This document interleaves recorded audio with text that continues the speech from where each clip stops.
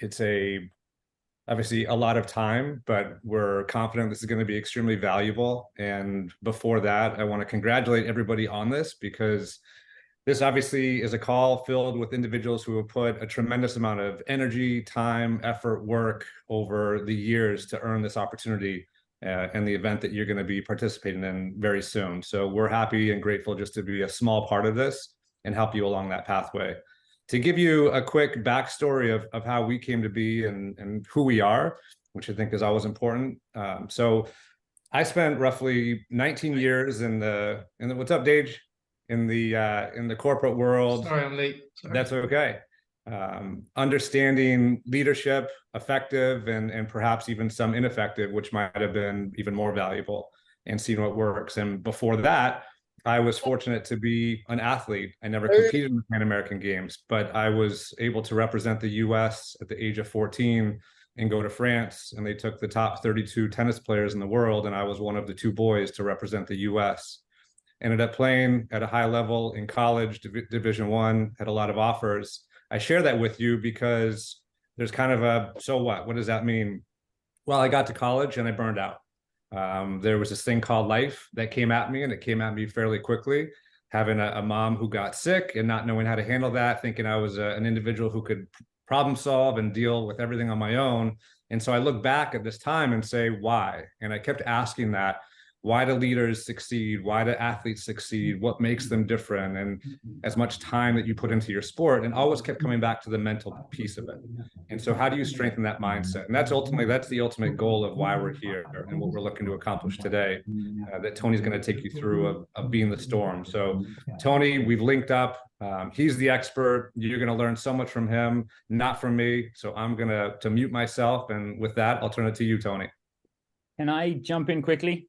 Yeah, absolutely. So for everyone jumping on, this is brought to you by the BOA Athletes Commission.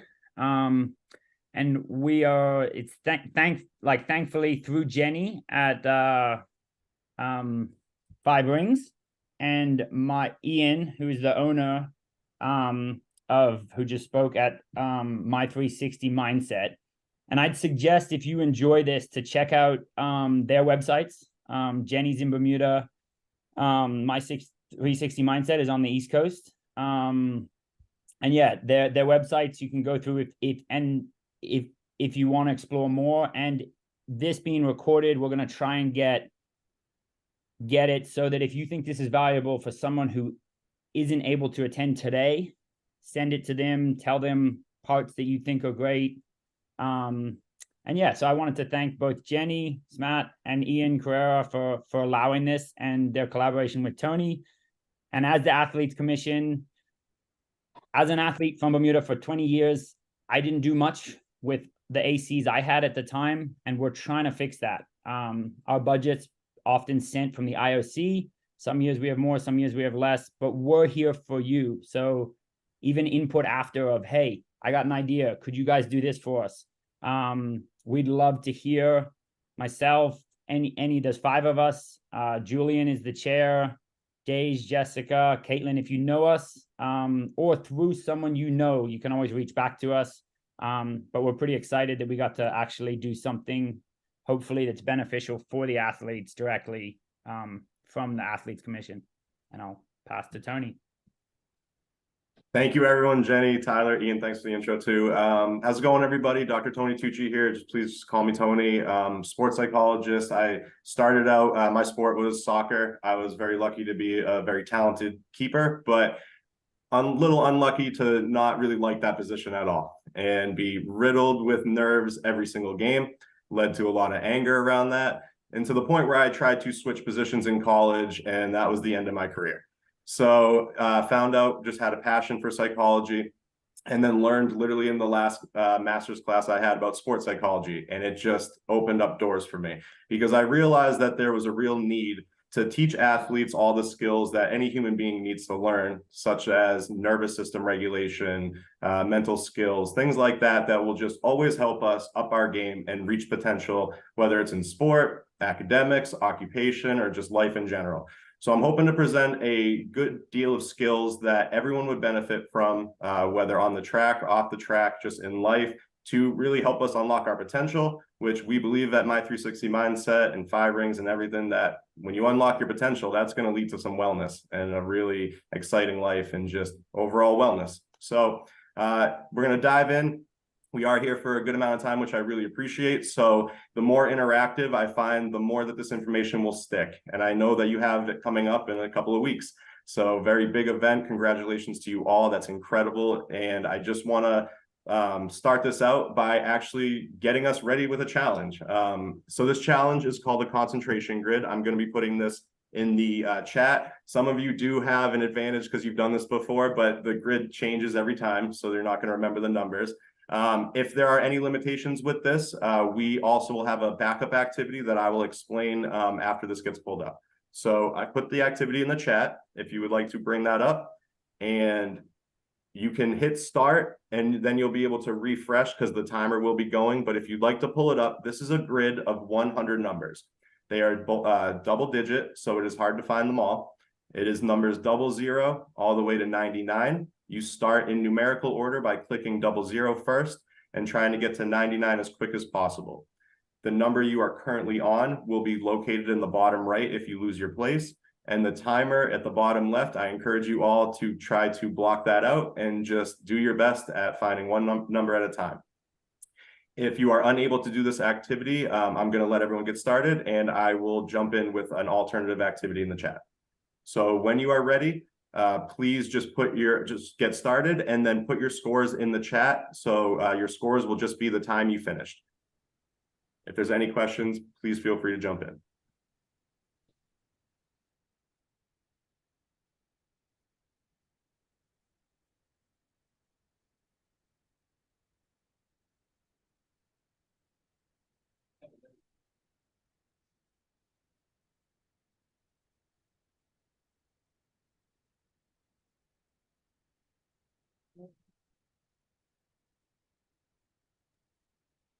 And while athletes are doing this, for anyone that may have a lack of an ability to do this through technology or just any limitations that is making this activity not able to be done, what I would like to do is give us a head start on a body regulation skill. So just while everyone is doing this activity, if you are unable to do the grid, I would like you to try to see if you can raise your energy through breathing and lower your energy through breathing. And just try this in different ways if possible, please. Tony, I have a question. Yes. We are taking every number. Yep. Zero. In order. You start with 00 and then go in order. All 99. I'd already started when you started explaining, and I was. Oh, all good. All good. It'll still count. Hey, boy.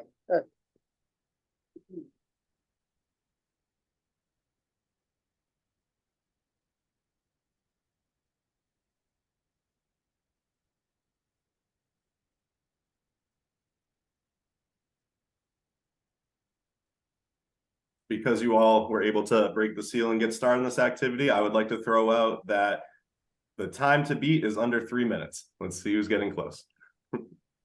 Tony, if anyone joins late, if you can just tell them we're doing an activity. For sure. And I will try to pay attention in the chat as they log in, because the people logging in after things are sent, I'm going to try to repeat because they won't have access to it, I don't think.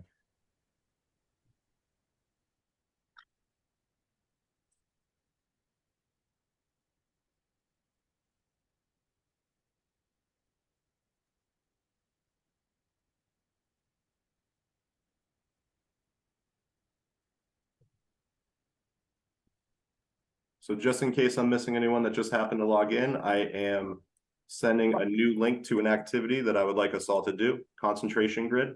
Please put your time in the chat and let me know if you have any questions. If you are logging in and you have any limitations making this activity not possible to be done, we are going to jump into a breathing activity where I encourage you to try to raise your energy through breathing, as well as lower your energy through breathing, and switch back and forth, please.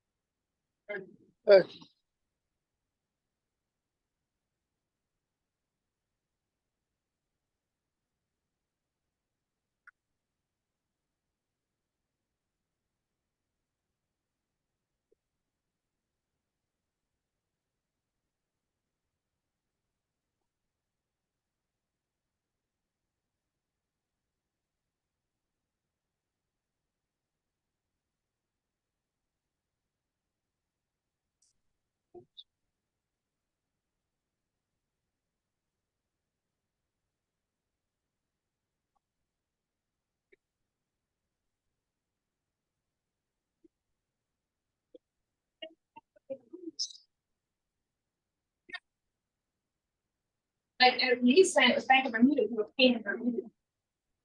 Right. Stay in Bermuda.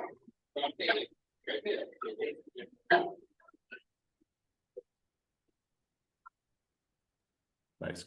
Good score, Emma.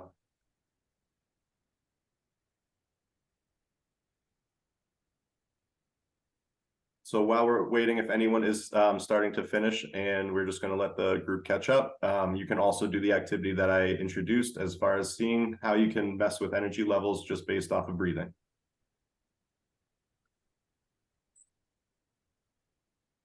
How do we get in the car?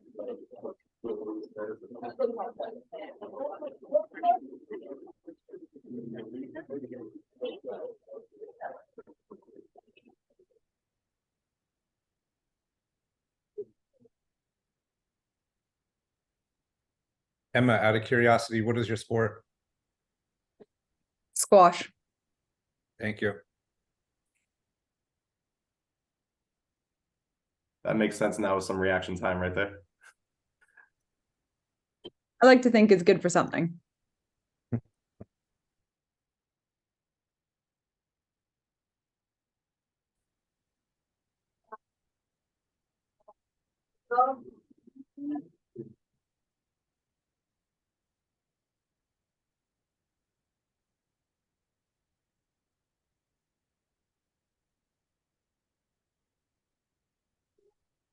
Okay. Take care.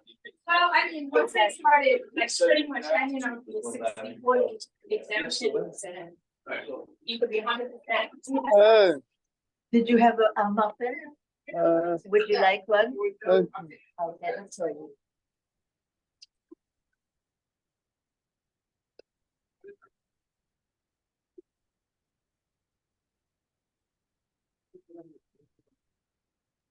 So just a heads up, please remember to put the number or the time in the chat if you're done. And that way I know that we can get moving on to the next activity, but still got time.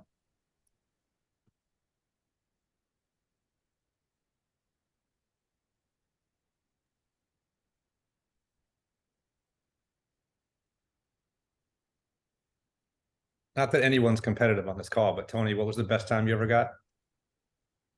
241.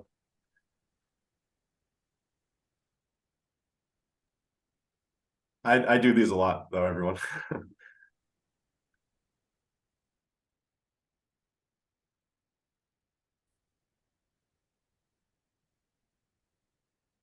And while everyone is doing this, the cool thing about this website is you don't need to log in or create a profile, but if you use it from the same computer, it will track your history and you can try to see how your scores improve, which is a crucial component. If I get a chance to be able to hang out with you all again, it's really good to be able to have those numbers to track.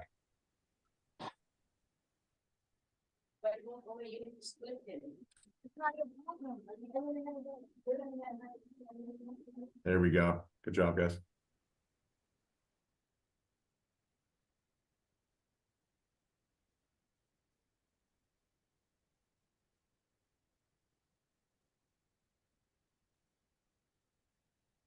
Not putting the pressure on, no worries, but just for the sake of time, we're gonna give like 3 more minutes. And then if we end up ending before, good job. We'll just put the number that you last got when time's up.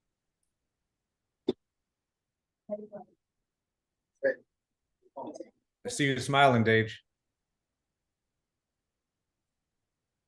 Yeah, I struggled. I could not focus for some reason. Like compared to when we done it, like on paper, my mind was just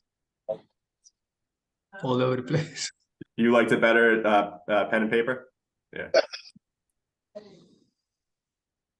I thought I was doing pretty well. And then, I mean, Days, you got me by 10 seconds.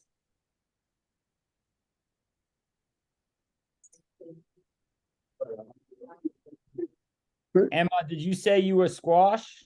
Yep. Do you know Sean from was it Barbados? Yeah, Barbados.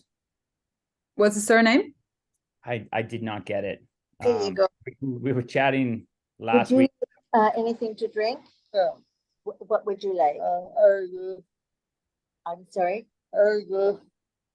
Okay, I'll get something for you. Yes. This? No.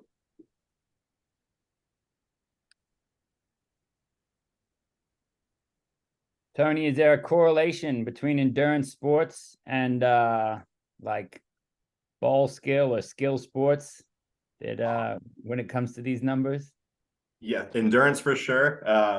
With the couple minutes we have, I'll introduce a topic that we might not get to today, but we can if people are interested. Dissociation, association threshold. With your endurance, we naturally, when we get into flow, lock into all the things we should be paying attention to, and we block out the distractions. But about halfway past our energy drain, that flips, and we naturally start dissociating from our performance cues and all the reasons we're there and we're doing this, and we start thinking about all the things we should be doing outside our sport or all the distractions. And so when you can start to keep that focus even when you're feeling fatigued or drained, and try to intentionally maintain that blocking out of the distractions and paying attention to only the performance cues, that tends to be correlated with endurance sports, because you're just having to maintain that focus for a very, very long time rather than quick sports or quick plays.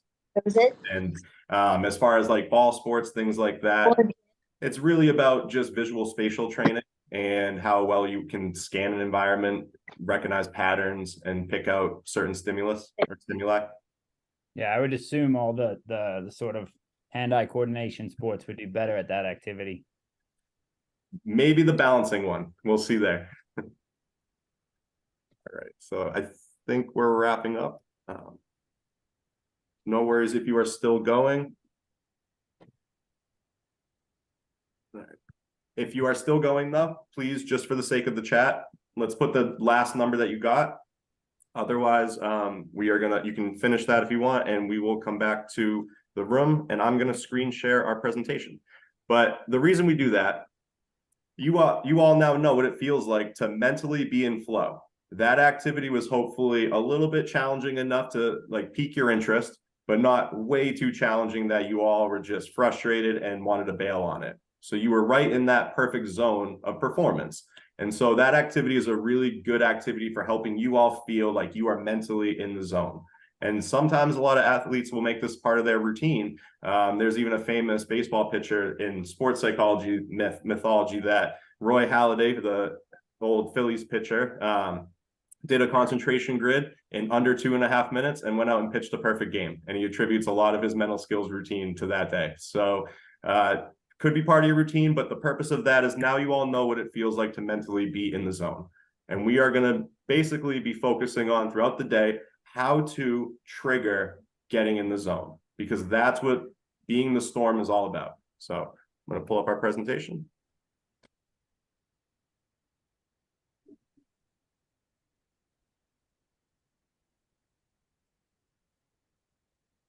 Okay.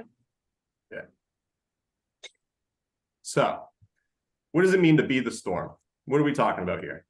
Well, we're going to be focusing on a lot of aspects that make you feel like a force out there. Whether you're competing in a team sport where the opponent needs to actually feel that power you have and that you're bringing to them, or an individual sport where you just need to feel like you are in control of every aspect of your performance, or at least okay with the uncontrollables, and you got your plan. All right, so you are going to be the storm. You are not going to fall victim to all of the things going on around you that can make it feel like you are trapped in a storm. What we're going to be focusing on today is body control, mental focusing, controlling that voice in our heads, and this idea of mental endurance. how to consistently put ourselves in situations that to remain resilient, and always put ourselves in situations where the likelihood of hitting our peak potential is greatest. And ideally, I would like a lot of Q&A. I'm very happy to be with you all, and the best sessions are the ones where we can do very real life or pertinent problem and solution identification. I really appreciate you all doing the surveys. That gave me a very helpful idea of ways that we can incorporate current themes that you all are facing into this presentation. So we're definitely going to be keeping in mind just that we want to be able to perform the way we practice. That was a very popular response. Really want to make sure that we're preparing for competition in the most effective way possible. Every human being would benefit from learning how to control that inner voice. We're going to call it chatter. And just maintaining motivation day to day can be grueling.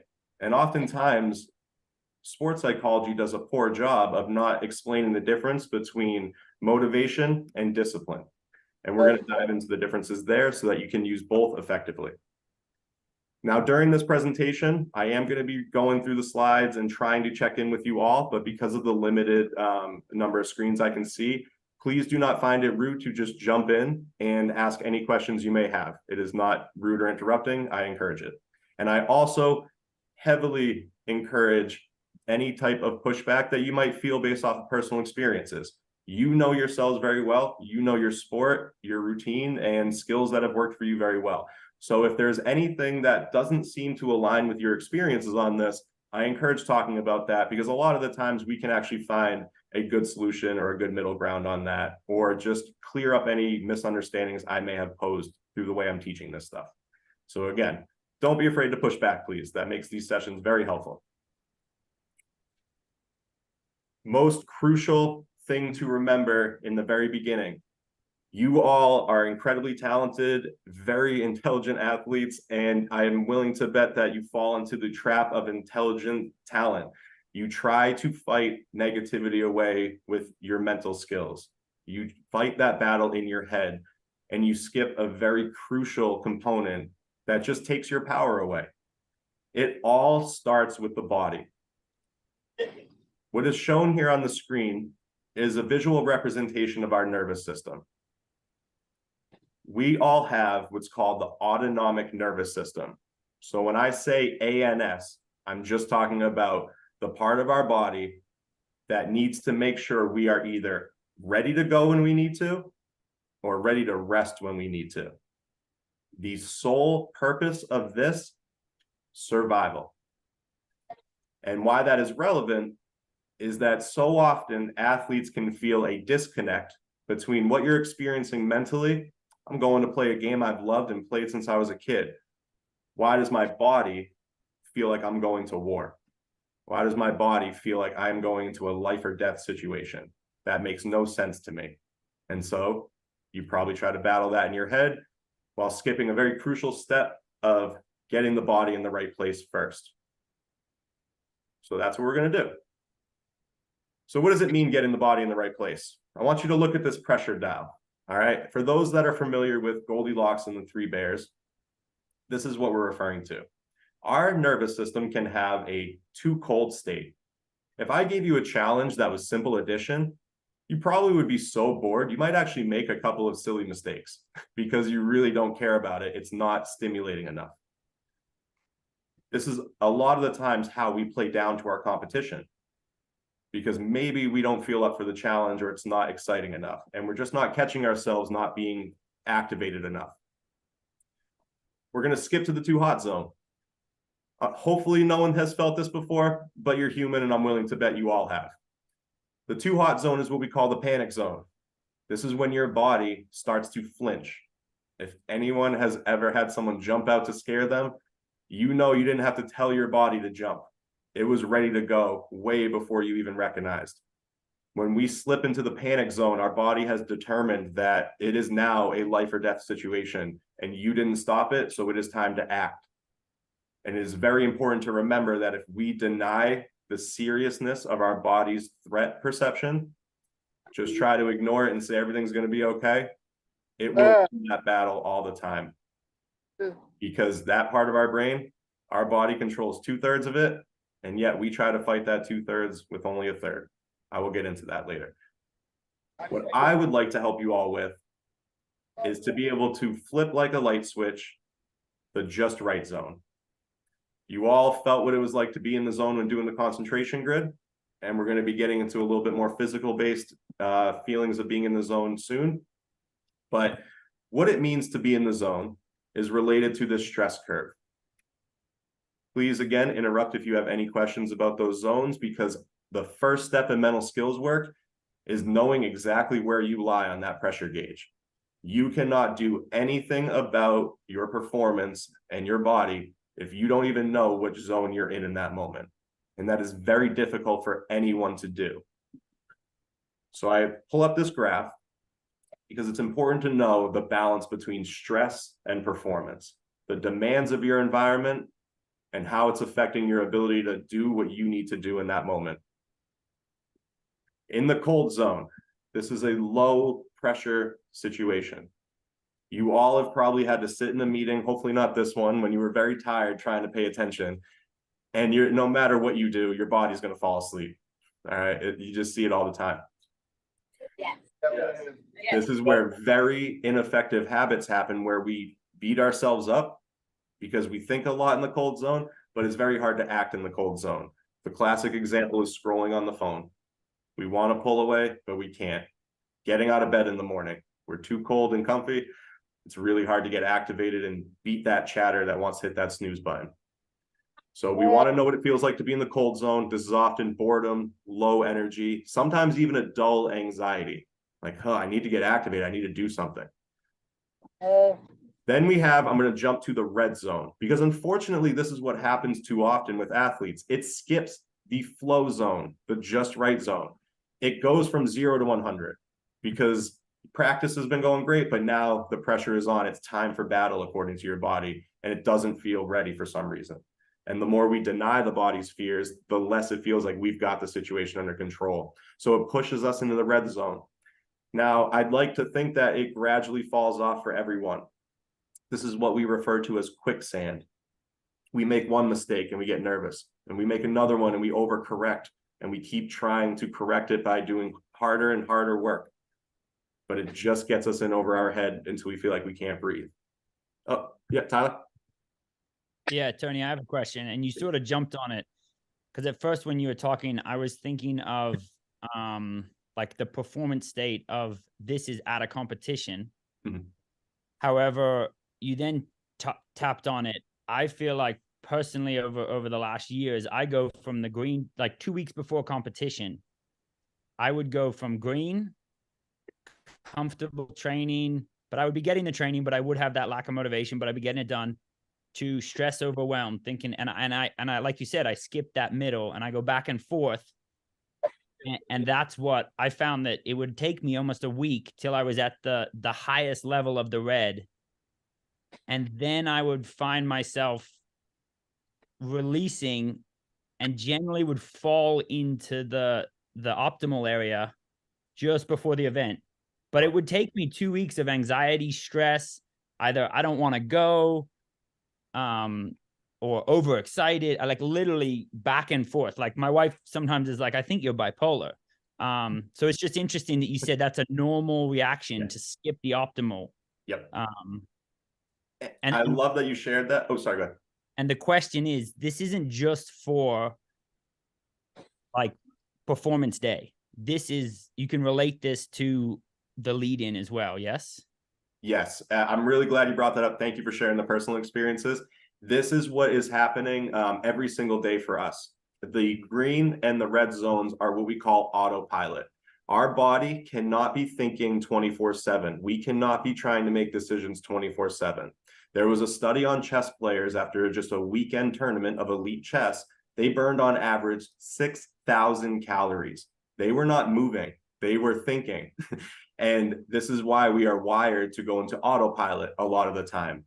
What this means is our brain just reacts and responds to a stimulus in the environment. This is a very healthy thing. This is supposed to be a thing for us. And when we can align our autopilot, the routines we do without much thought, to our long-term goals, this is elite wellness. That's why we're trying to interrupt the jump from 0 to 100 that happens almost every day for us with a breath and some free will thought, which I will get into in a little bit. But what is happening is the body is skipping a step because our brain has what's called a speed versus accuracy problem. It needs to cut off any chance of trying to plan for something and just jump to the automatic worst case that could happen. Maybe it was a friend that jumped out behind the door and scared you, but your body treated that as an attacker. Like, it assumed the worst case scenario from that person jumping out at you. And throughout the time where you know you have a pending threat, this is where it becomes a tough issue. So please interrupt if I'm throwing too much at you during this, but you all are doing great with taking it in. I want to bring in the 3 ways we get stressed to show you why it jumps from 0 to 100 a lot of the time, especially leading up to a performance. The human body gets stressed in 3 ways. When we are actually facing a test, being chased by something. When we witness a loved one or a pack member being chased or hurt, it's vicarious stress. Those 2 are very healthy forms of stress when something is actually happening. Our immune system skyrockets, our wellness skyrockets. Where the problem is the 3rd trigger to stress for humans. It's called psychogenic stress. Imagine. Now, this does not mean fake. This just means you are not facing the test currently in front of you. And this, like imagery, can trigger a body state, a feeling. And a lot of the times it is that stress as if that test is happening right now and your body only knows how to respond one way, 0 to the red zone. This is happening now. And Tyler, what I think it sounds like you did incredibly well was Kobe Bryant's old method of you unpack that fear. You did not run from those states. You were mindful of them the entire time. So your body never felt like it was fighting that battle alone. It was, it had its best weapon, you paying attention to what it was feeling. And this is why when we fight our chatter with positivity, it's not going to work in the beginning. But I'm jumping ahead a little bit and we will get there. But Tyler, did that kind of answer why, even before leading up, that it can still be in our head as if we're performing that day, but it reacts, even though we're not, it reacts the same? For sure. Like mine, I wouldn't say I did it well. Yeah, it was, I would say I was the only way I often got out of the stressful state was to go actually exercise. Probably why I went into longer and longer sports, because that was my comfort place. Yep. Was to actually just be training. Love that. Even if it was easy. And I know I've listened to someone else. I know there's a few different states that were, someone once referred to it as a chimp state. Like we have our automatic jump. It's a British cycling. I don't know what background sports psych he came from, but he worked with like Chris Hoy and a lot of the British cyclists. And they say you have your automatic state and then you have to control it. But for sure, my mind would put me in a state of panic. Yes. And I can find the link. It was a podcast I listened to that was a different one. I'd be happy to introduce what he's most likely talking about. Is called the triune brain. If you all imagine this is your brain, the front and your spinal cord. There are 3 pieces. The back, that's the reptilian brain. It is getting hotter out. The body needs to sweat.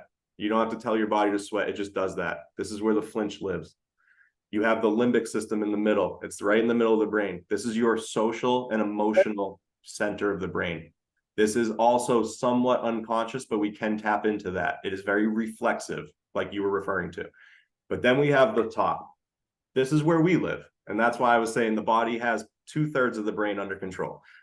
We live up here.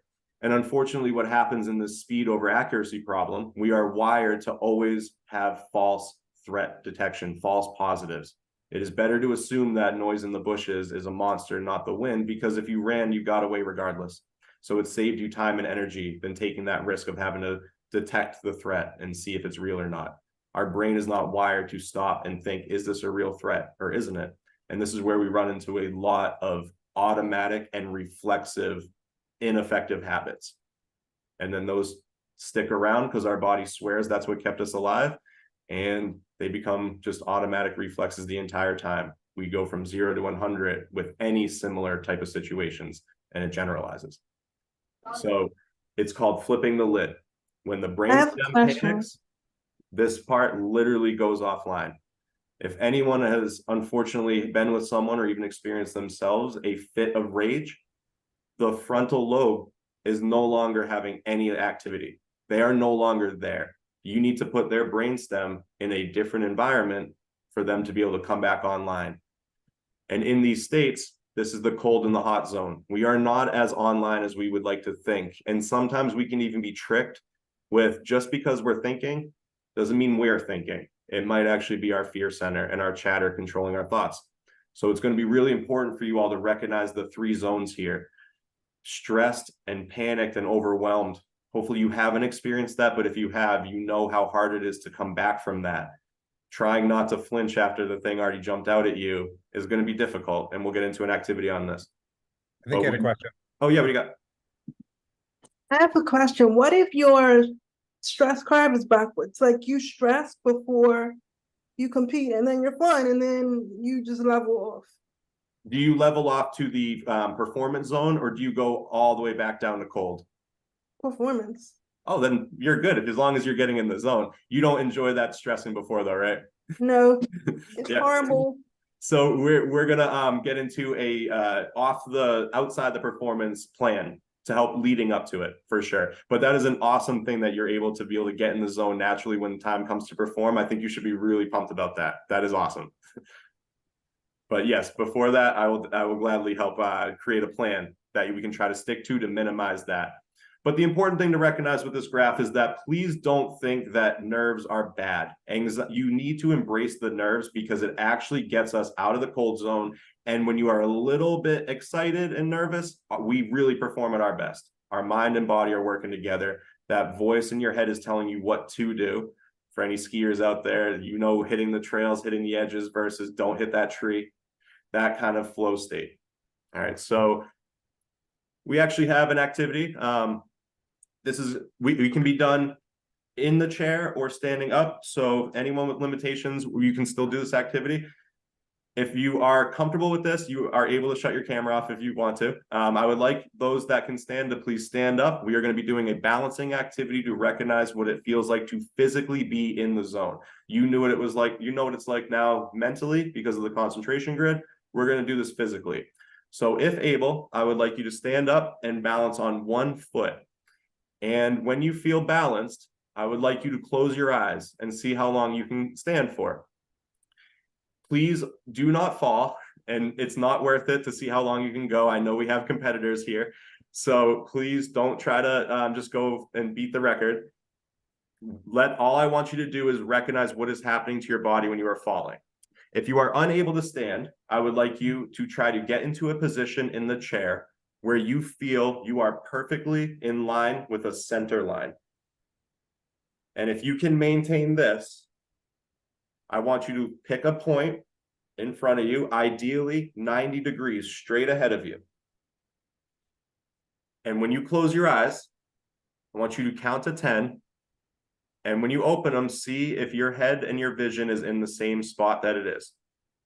But for those that are standing, if you're closing your eyes, if you started to fall already, and if someone is confident enough saying what happened to your breathing?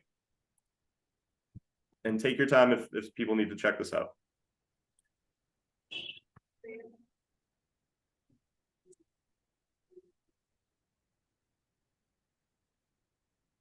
For those that are doing the standing portion of this, when you close your eyes and you started to naturally fall, this is a feeling of going in the red zone. Your body is not trusting that you are keeping it safe. You have taken away one of its tools, sight, and it is now trying to take over. So what it does for a lot of people is it makes us gasp for air. Oh, I'm falling. And this is why it's important to know the skills I'm going to be teaching today need to be done before the thing jumps out at you, before things start to go wrong, so that you have a better chance of maintaining control when you close your eyes. So for the athletes that were standing, I actually just want to have you do it one more time, but I want you breathing very deeply, or at least just breathing comfortably before you close your eyes, and see if that makes it much easier to control your body when it wants to fall. Now, for those that are sitting in the chair, what I want you to do is I want you to still maintain that spot on the wall, see that spot in your mind, so you can keep your head and center point aligned with that. And I want you to just rhythmically breathe in, pause, and out, and feel like you are just in a really good controlled spot in your body, not falling asleep, not anxious or restless, but feeling centered and in control of your body. And hopefully this elicits that being in the zone feeling. And we can come on back when ready. Just give people a couple minutes with this. But ideally, if you are breathing before you close your eyes, this is proactive coping. Doing these skills before you need to will set you up to remember to do them when the fall starts to happen, because our body will never remember these mental skills when the heat is on. We have to go in with a plan and already do these skills. So great job, everybody. I appreciate you doing the activity. You now have 2 examples of what it feels like to be mentally and physically in the zone. And I really want you to just register those feelings so you can try to enact it yourself throughout these skills and throughout this process. Yeah, what's up, Tyler?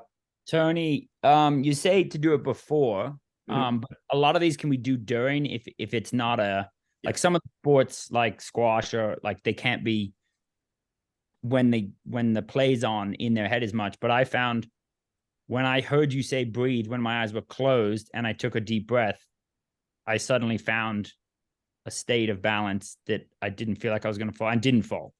Whereas even when I was breathing deep beforehand, as soon as I closed my eyes, I had that wobble until I repeated to myself, breathe, breathe, like in the moment. So some of these you're saying do before, but you can still do them during. Yes. Yeah, you're just not going to remember to do them if you all of a sudden the mistake happens. And unless you have a really good social team around you, which we'll get to at the end. But Tyler, thank you, man. That was a great way to bring that up. Because yes, if you have a coach or a teammate that you do not get frustrated by telling you to take a breath, then that can be extremely beneficial during a performance that, yeah, if you're feeling good before a game, that's what we want. You're in the zone. And if something comes up, having an environmental prompt that reminds you to do this skill is going to be more beneficial, because a lot of times we're not going to remember. A ref makes a really bad call. Good luck trying to remember to breathe and control your body language. Your body just went 0 to 100 on that. You just feel like you blew your perfect opportunity to have a good jump off the blocks. Like, how do you still remember to push through that? There's a game plan here. There's still a contingency plan or a makeup plan here. We won't remember when the stuff happens. So if we can do it beforehand, we're more likely to do it during. And if we have an environmental prompt around us, whether it's like a wristband or an actual teammate, then you're all good to be prompted into that, and it'll be just as effective. Yeah, some of the sport, like swimming would be so short that it's hard to change. But like Ian's case with tennis, or me, when a ref has given me a penalty in a longer race, or even in a soccer match, you do in a lot of sports, like when you're serving again, there is times in certain sports where you get just 5-10 seconds. And if you're saying, yeah, this is when you want to play that reset, bring yourself back. I guess that ties into the last one of the 3 mindsets. If a penalty's been given and you're in that rage, don't let that disconnect. Bring yourself back to the positive state. And Jenny, sorry, I saw you turn your mic off. You have a question, just real quick. This is a simple way to explain what should happen in game. We ideally want to play the game in our autopilot, in the zone. We've been practicing to just perform without having to think about it. And when something goes wrong, I want to be able to give everyone the tools to be able to come out of that really quickly in the top-down state, the top thinking about what the fix needs to be made or what just needs to be done to continue, but then being able to go right back into the bottom up. And definitely the length of the performance is going to be a big factor in this. Ideally, that there's just a very quick millisecond cue. I felt like I jumped off those blocks into the pool not the most effectively. Like, that should just be a quick recognition and correction in autopilot, ideally through practice and repetition of, we're not planning for this to go wrong, but this is the correction that's made in those moments. And you just try to wire your muscle memory to react in that autopilot as quickly as possible. So go into the game in autopilot, catch yourself and go top down thinking to correct it, but don't live there, and try to get just as quickly, get back into autopilot as quickly as possible. Jenny, do you want to ask something? Yeah, I was just going to add, I think when you teed this exercise up, you said, or you mentioned about timing it. And I know that, you know, a lot of the value is in the exercise of standing and the focus. And I just wanted to mention that sometimes when we've overlaid the timing, you know, how long can you stand, the fixation and the focus can shift from the self-regulation to the duration of time. And I know for sports like swimming or running, you know, races that are timed, that can be the focus as opposed to the self-regulation. So I don't know if there's any value in commenting on this, or you can comment later. But when you add, my experience in observing athletes do this is when you add that time constraint, it also adds some complexity. So I'd encourage folks to even try that post this call. Yeah. No, I love that you brought that up, and there's ways to use that to our benefit, the timing, and there's ways that it's going to definitely push us and be a trigger to the red zone. That's why I kind of prompted or primed people with the concentration grid, like, hey, don't watch that timer down there. That's there for a reason. So definitely going to get into that as well. I appreciate that. But it is something that you want to be aware of. Is this impacting my performance negatively? Probably something that we're going to call a distractor. If this is actually helpful to break down maybe increments and know that we're on pace and things like that, then it can be a performance cue. We just got to know intentionally how we're using it and train ourselves to use it automatically.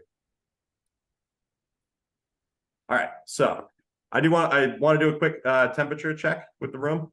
How's everyone doing? We are a little over 50 minutes in. This is a very heavy amount of information. I appreciate all the attention and stuff, but more than happy to take like a short break before 1 o'clock if everyone's up for that. Cool. Yeah, so let's reconvene at like 1 o'clock. What's up,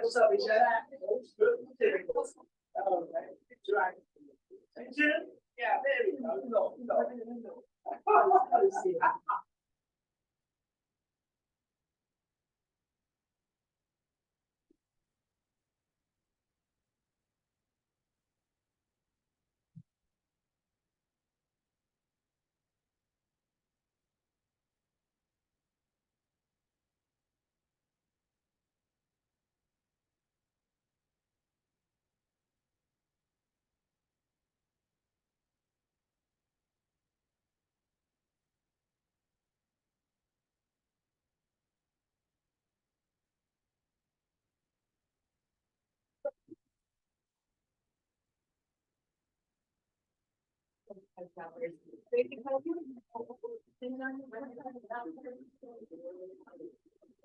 there you go. All right.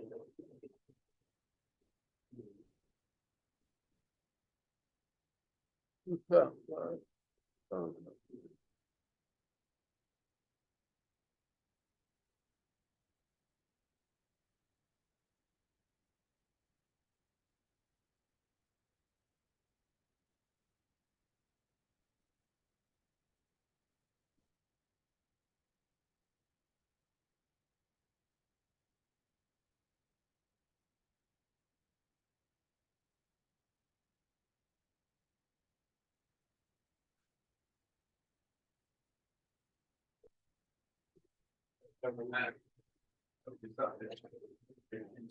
something back in there.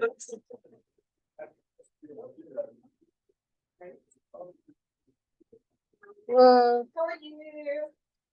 There you go. You have a good day, okay? Yeah.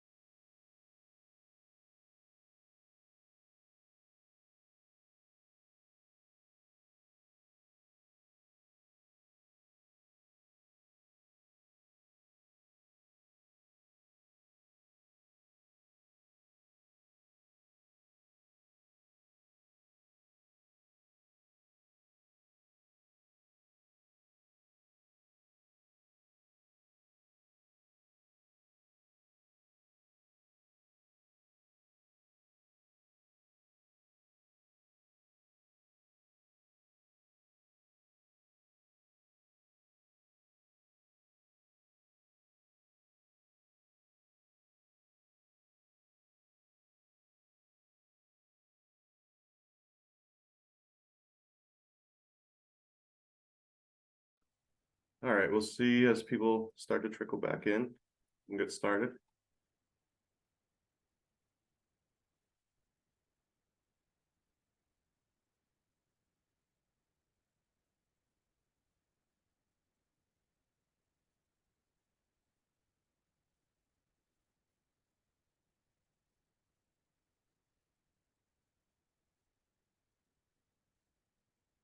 One moment.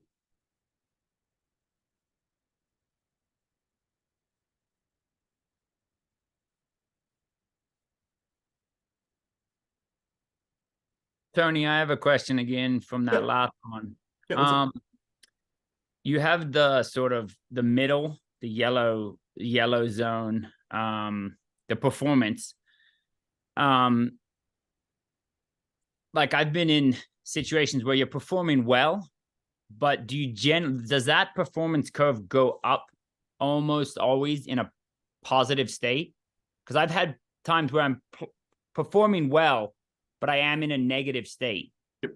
Or an angry, I should say, an aggressive state. Good. Generally, is that some of the cues, and do you want to generally be in a positive, or is it like, well, every game's a little different, you have to decide at the end the performance is you want to be at your optimal performance. Sometimes it's okay to be in more of an aggravated or an aggressive. I just, it's sort of, we got the curves of, and I'm very similar, that weeks before I'm either happy or stressed. I then always found a way of falling back in that performance. But just like how you're saying, like the tell yourself to breathe deeply is a cue to calm yourself, or to fall into a state that controlled my balance. But as well, I was also I realized I felt more comfortable, not just calmer, but like almost happier when you're not falling. Is that correct? Or You are crushing these questions, man. I love it. Thank you. This is a great question. So I think this is where a situation involves the outcome outweighing the process. I think that because you get the end result of the flow state, there's no reason to challenge that process, as long as you are seeing consistency in the ability to achieve that flow state, whether through negative thinking, positive thinking, neutral thinking, however. Because the end result is just meant to get into flow. I definitely was one of those players that, because I was already anxious and in the red zone, taking those nerves and turning it to anger and aggression, not trying to hurt people, but like anger and aggression actually made me feel more comfortable with that emotion, because it wasn't panic. And so that put me in the zone, and I would perform pretty well in that zone. But you want to be careful of the long-term consequences of that, because I didn't notice what that was going to do to my long-term career as a keeper. That's where. So at first, any state that gets you out of the stress state is good at first, and then look at, like you said, the longevity of it. Because I was just thinking with the swimming example, and again, for a 50-meter or 100-meter sprint, it's not gonna be optimal to have a bad start. But that was one where I was like, how would you use that? Like, how would you get yourself out of that? Like, to stay in a negative, I had a bad dive, is just going to destroy your race.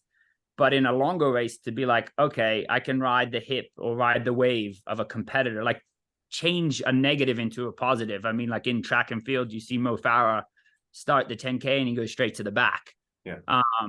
Like there is certain cases where you want to switch from the auto to the mental, because something went wrong in the auto. The mental can switch you into a positive state, and that's what you're trying to get us to do. Yes, is to be.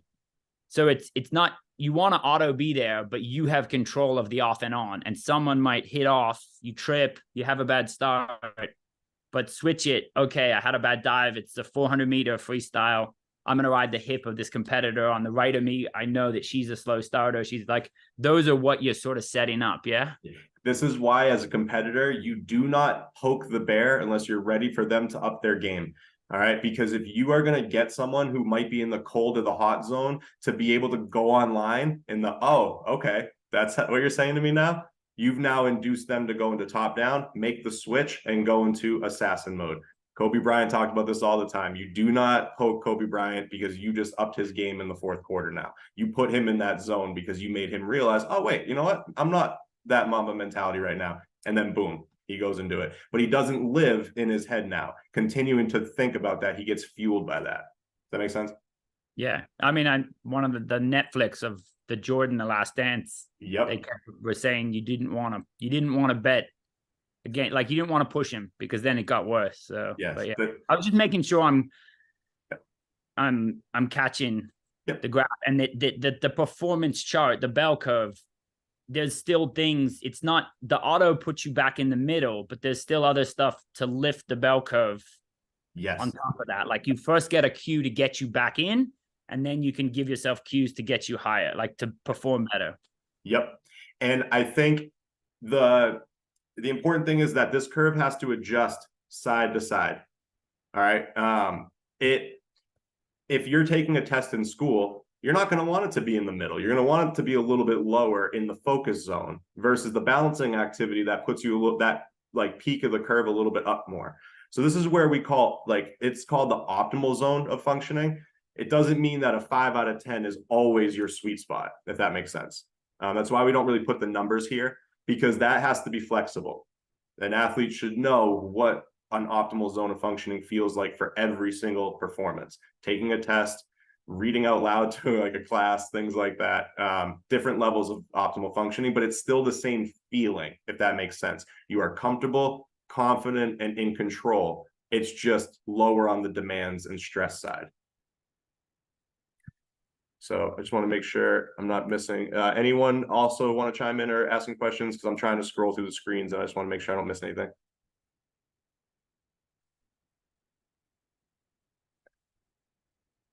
Let's see. All right. So the first hour is usually all like the body. So I appreciate that you all are asking great questions and interested. If I go too quickly through these, it's just to get to the mental skills, and they're all tied together. So hopefully this is very like, this will flow nice. Breathing, the most overrated and underrated skill in mental skills. It will not get rid of your anxiety, your negativity, or what's going on in that moment. The reason it is so incredible, though, is because when we take a breath when something is happening, we have now hit the free will button. We have taken the power back from our body, and we can think, even if it's for a split second. Sometimes the body will rush in and take it back, but at least when you are able to take an effective breath, you now can take a little bit more control over your responses to the environment.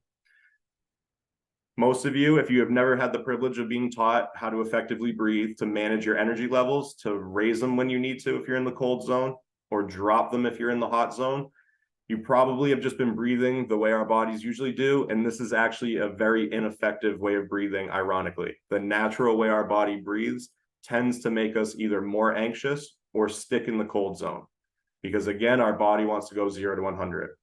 So we're going to go rather quickly through this. The most important takeaway, if you are trying to raise your energy levels, you have a longer inhale. So, and you blow out one big candle. If you are trying to lower your energy, you have a longer exhale.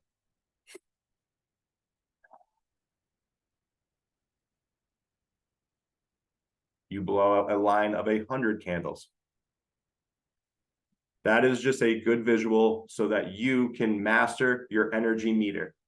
A great performer can raise their energy when needed and lower it. And breathing will always be a first step for you so that you are thinking, your chatter and your fear isn't thinking for you. And so again, we would do an activity to just practice that. Some of you got a head start on that activity, which is awesome, but just encourage you all, and like even during this presentation, mess around with your breathing a little bit, see how it affects your ability to hear what I'm saying and retain information. If it wakes you up, or if it kind of reinforces some relaxation, maybe too much. Throughout this presentation, we'll just do that because for the sake of time, we're going to keep going. And we're going to hold off on a video that's very helpful, but I encourage you all to take a look. We'll send out the link. The whole purpose of the bio presentation is that body control is always the first step. When you put your body in the right position, you have your eyes focusing on the right things, and you have your breathing regulated, the mental skills become doable. If you skip all of those steps with the body first, you will never win that fight against that voice in your head. And it will always overtake you with red zone responses, and then maybe dropping us all the way back down to the cold zone, like numbing. All right, so the video demonstrates the importance of posturing. All right, it's a quick study on trying to get individuals to take a chance or not feel confident in their ability to have that chance go well. They are asked to either pose in a winning pose or a losing pose. And then they're asked if they want to take a chance in a game.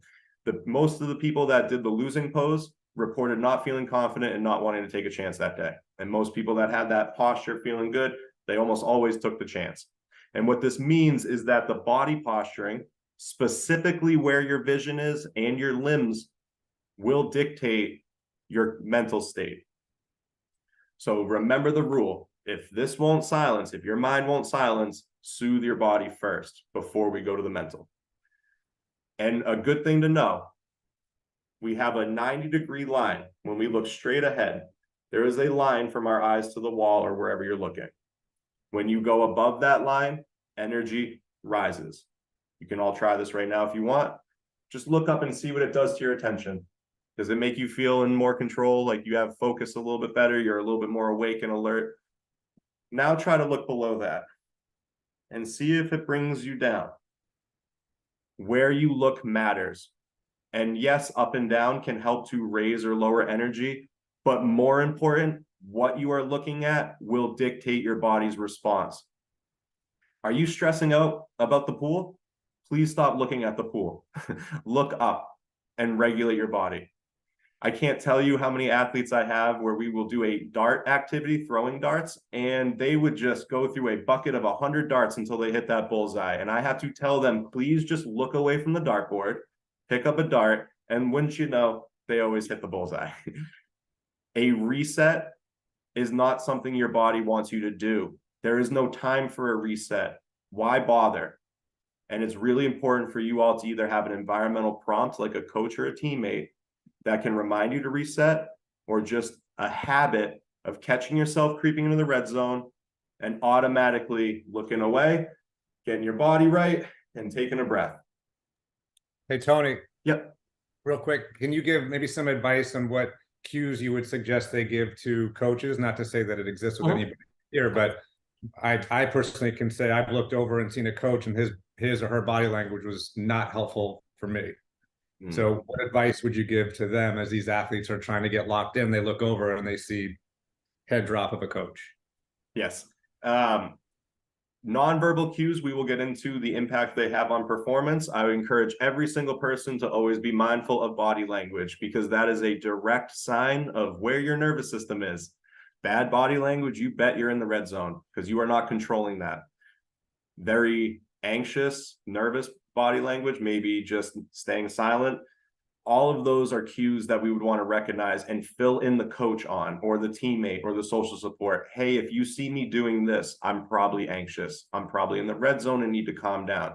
Hey, if you see me goofing around and not really going through warm-ups with the energy I want, maybe I'm in the cold zone. I need this kind of prompt. And the way that you know if a prompt is going to be effective or not, it's really dependent on the relationship with the social support. If you are just someone that cannot stand being told to take a breath by anyone, then this is where you have a intrapersonal prompt. Sometimes I'll have an athlete that has like a writing on a sneaker, or a saying on their sneaker when they're looking down, or a baseball player in their glove, or a squash player in their racket. Something that is allowed and legal to have written on an environmental prompt to trigger that. If socially, that's just going to make you more upset. But if not, it really just goes into a concise cue. One word. Reset is almost always the best one, because it doesn't imply that you're messing up. It just means you need to reset. Other than that, it really is dependent on the support and the athlete. And I encourage you all to really think about what has helped you in the past when people have tried to provide advice and support in tough times, and what has really made things worse for you. and try to pull from those things that have helped you to find a cue that supports around you would probably be happy to use if they recognize your cues of going in the red zone or the cold zone. Did that answer to you? Cool. All right, so I call it the shakeout. This can be done like in any setting, except we have talked to Jenny about this in the pool. Really, the vision is going to help with that one, and maybe a quick little head shakeout at that. But it's just about feeling your body and telling your body you're listening to it. All right, because when we deny it, it will always take over in a worse way. Just gonna do a nice reset onto the next category here. Now the mental skills. The two components that are definitely important to know is just the voice in our head and the images we see. All right, but there is a crucial tenet in mental skills work. Please do not try to stop the train on the tracks. It is against biology to try to stop your intrusive thoughts, the thoughts that just pop in our head unprovoked, or just we aren't aware of why they were triggered. They are needed, everyone. If we didn't have intrusive thoughts, that means our threat detection is offline. That is not safe for us. Our body always wants to check in with the pilot. All right.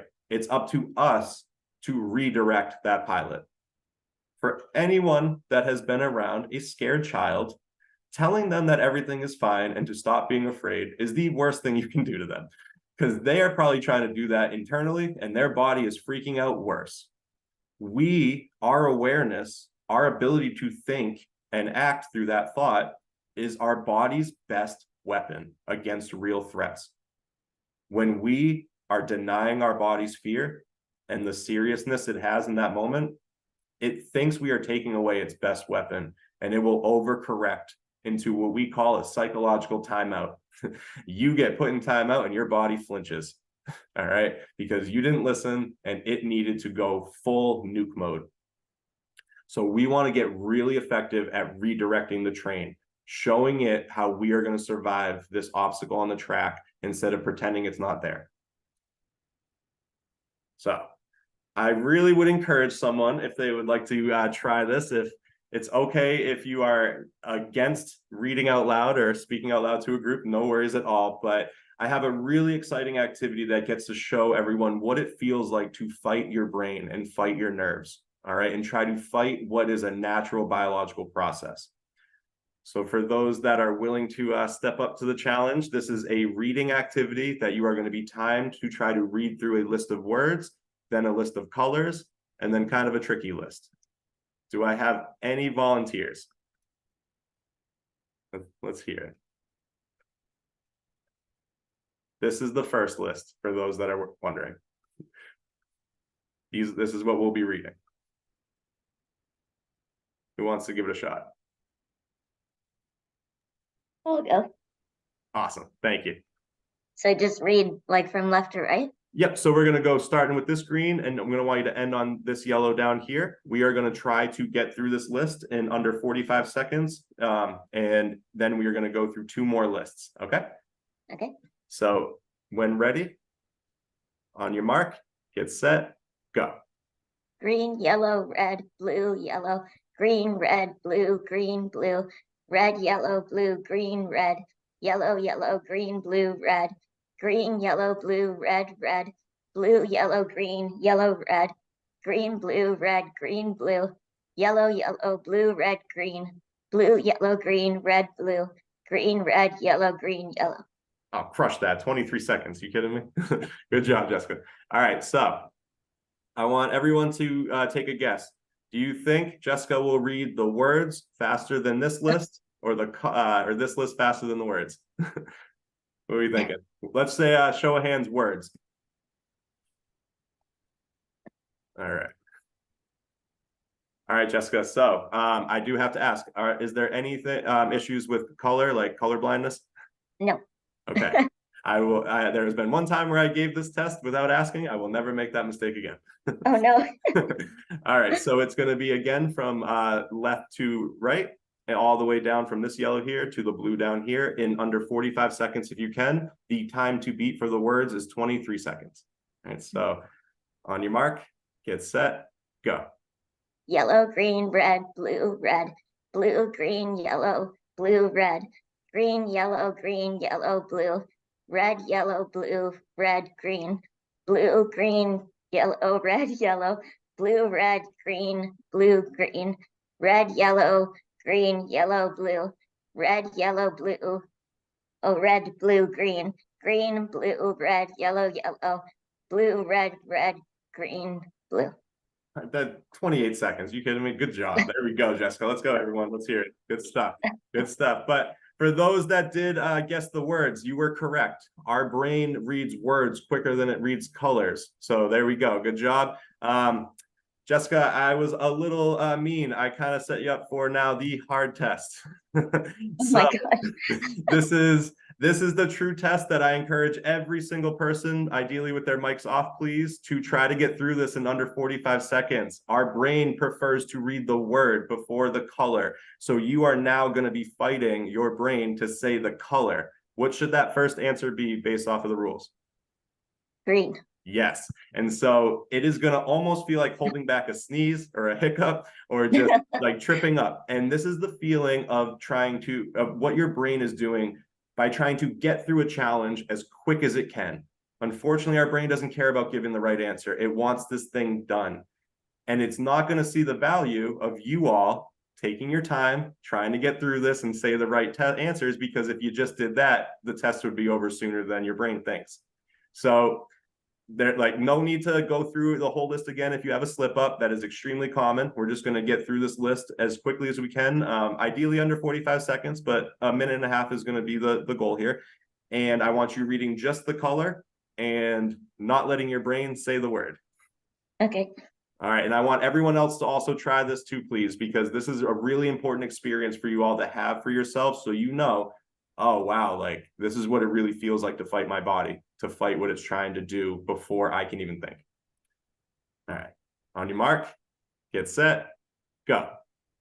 Green, blue, yellow, green, red, yellow, blue, yellow, green, red, blue, yellow, green, red, yellow, green, red, blue, green, yellow, blue, green, red, blue, green, red, yellow, red, blue, green, red, blue, green, red, yellow, green, red, blue, yellow, green, blue, red, yellow, blue, yellow, red. 49 seconds. Let's go, Jessica. Good job. Way to step up on that. All right, everybody. Like Jessica, thank you so much for stepping up. That was awesome. Very well done. That test is very hard for people, so especially on the spot too. Really well done. Good job. Do you mind speaking to your experience real quick? I'm hoping everyone got to do that, but did it feel like what I was describing? Yeah, it was very tough. It like had to take a second, and there was a few that like with the yellow when it lined up with the word. Yep. And it like second guessed myself that I was saying the right color.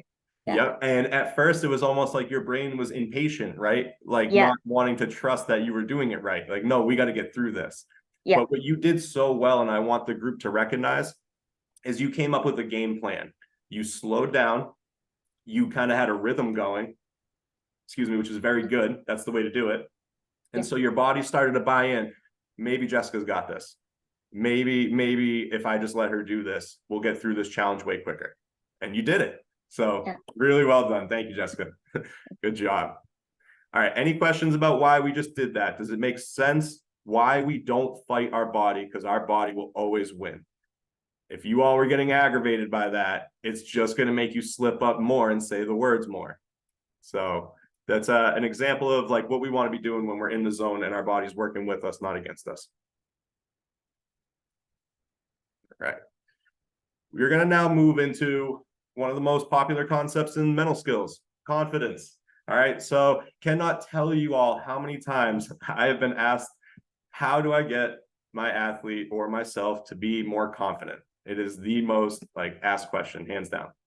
So I came up with a formula for everyone to have a little bit more of a measurable way to kind of do this. Confidence equals belief times results. For those that are real big fans of math, we all know what happens when you multiply something by 0. It all comes crumbling down. And this is where I would like to get into kind of what we call the attachment theory of this work. The job of our brain and our body and ourselves from birth till death is to feel competent and in control of our environment. We are born into a world of threats, and ideally we conquer it one monster at a time. And we have a stack of results that help us remember what we've beaten, what truly hurt us and we should probably avoid, and what we might need to be on the lookout for but still be capable of handling in the future.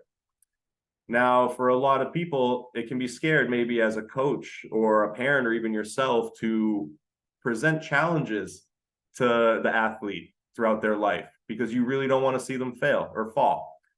And so some caregivers will just pump up the athlete with 100% belief on this formula, but they forget to put enough challenges in front of them so that they also feel like they have a stack of results of actual skill. And so when the time comes, you know, life is going to inevitably challenge them. That is multiplying that 100% belief in yourself that you are fully capable, bringing that down by multiplying it to 0 results. Oh, wow, I completely crumbled in this moment. Maybe I'm an imposter. This is what we have a fear of certain athletes being, quote unquote, coddled. And I put that word in quotations because it's a very negative and heavy word. What we're really referring to is the fear of failure contributed to someone holding back themselves or the person they're responsible for from failing with challenges. They just never presented them. And so it was only one side of the equation. Not the most common, though, in my job, because you all are very hard workers and very results oriented, that I actually see the other side more often.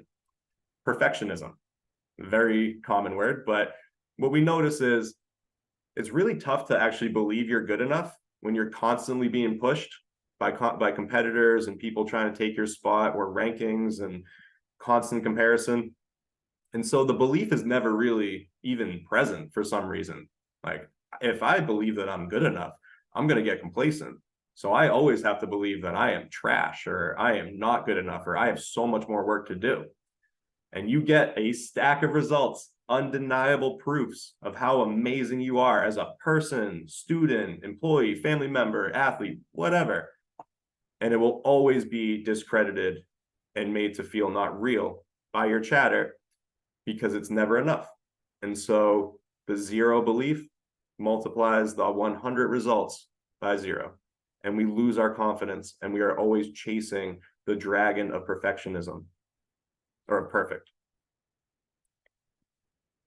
So what I encourage you all to do is to start understanding the benefit of balancing out both sides of this equation.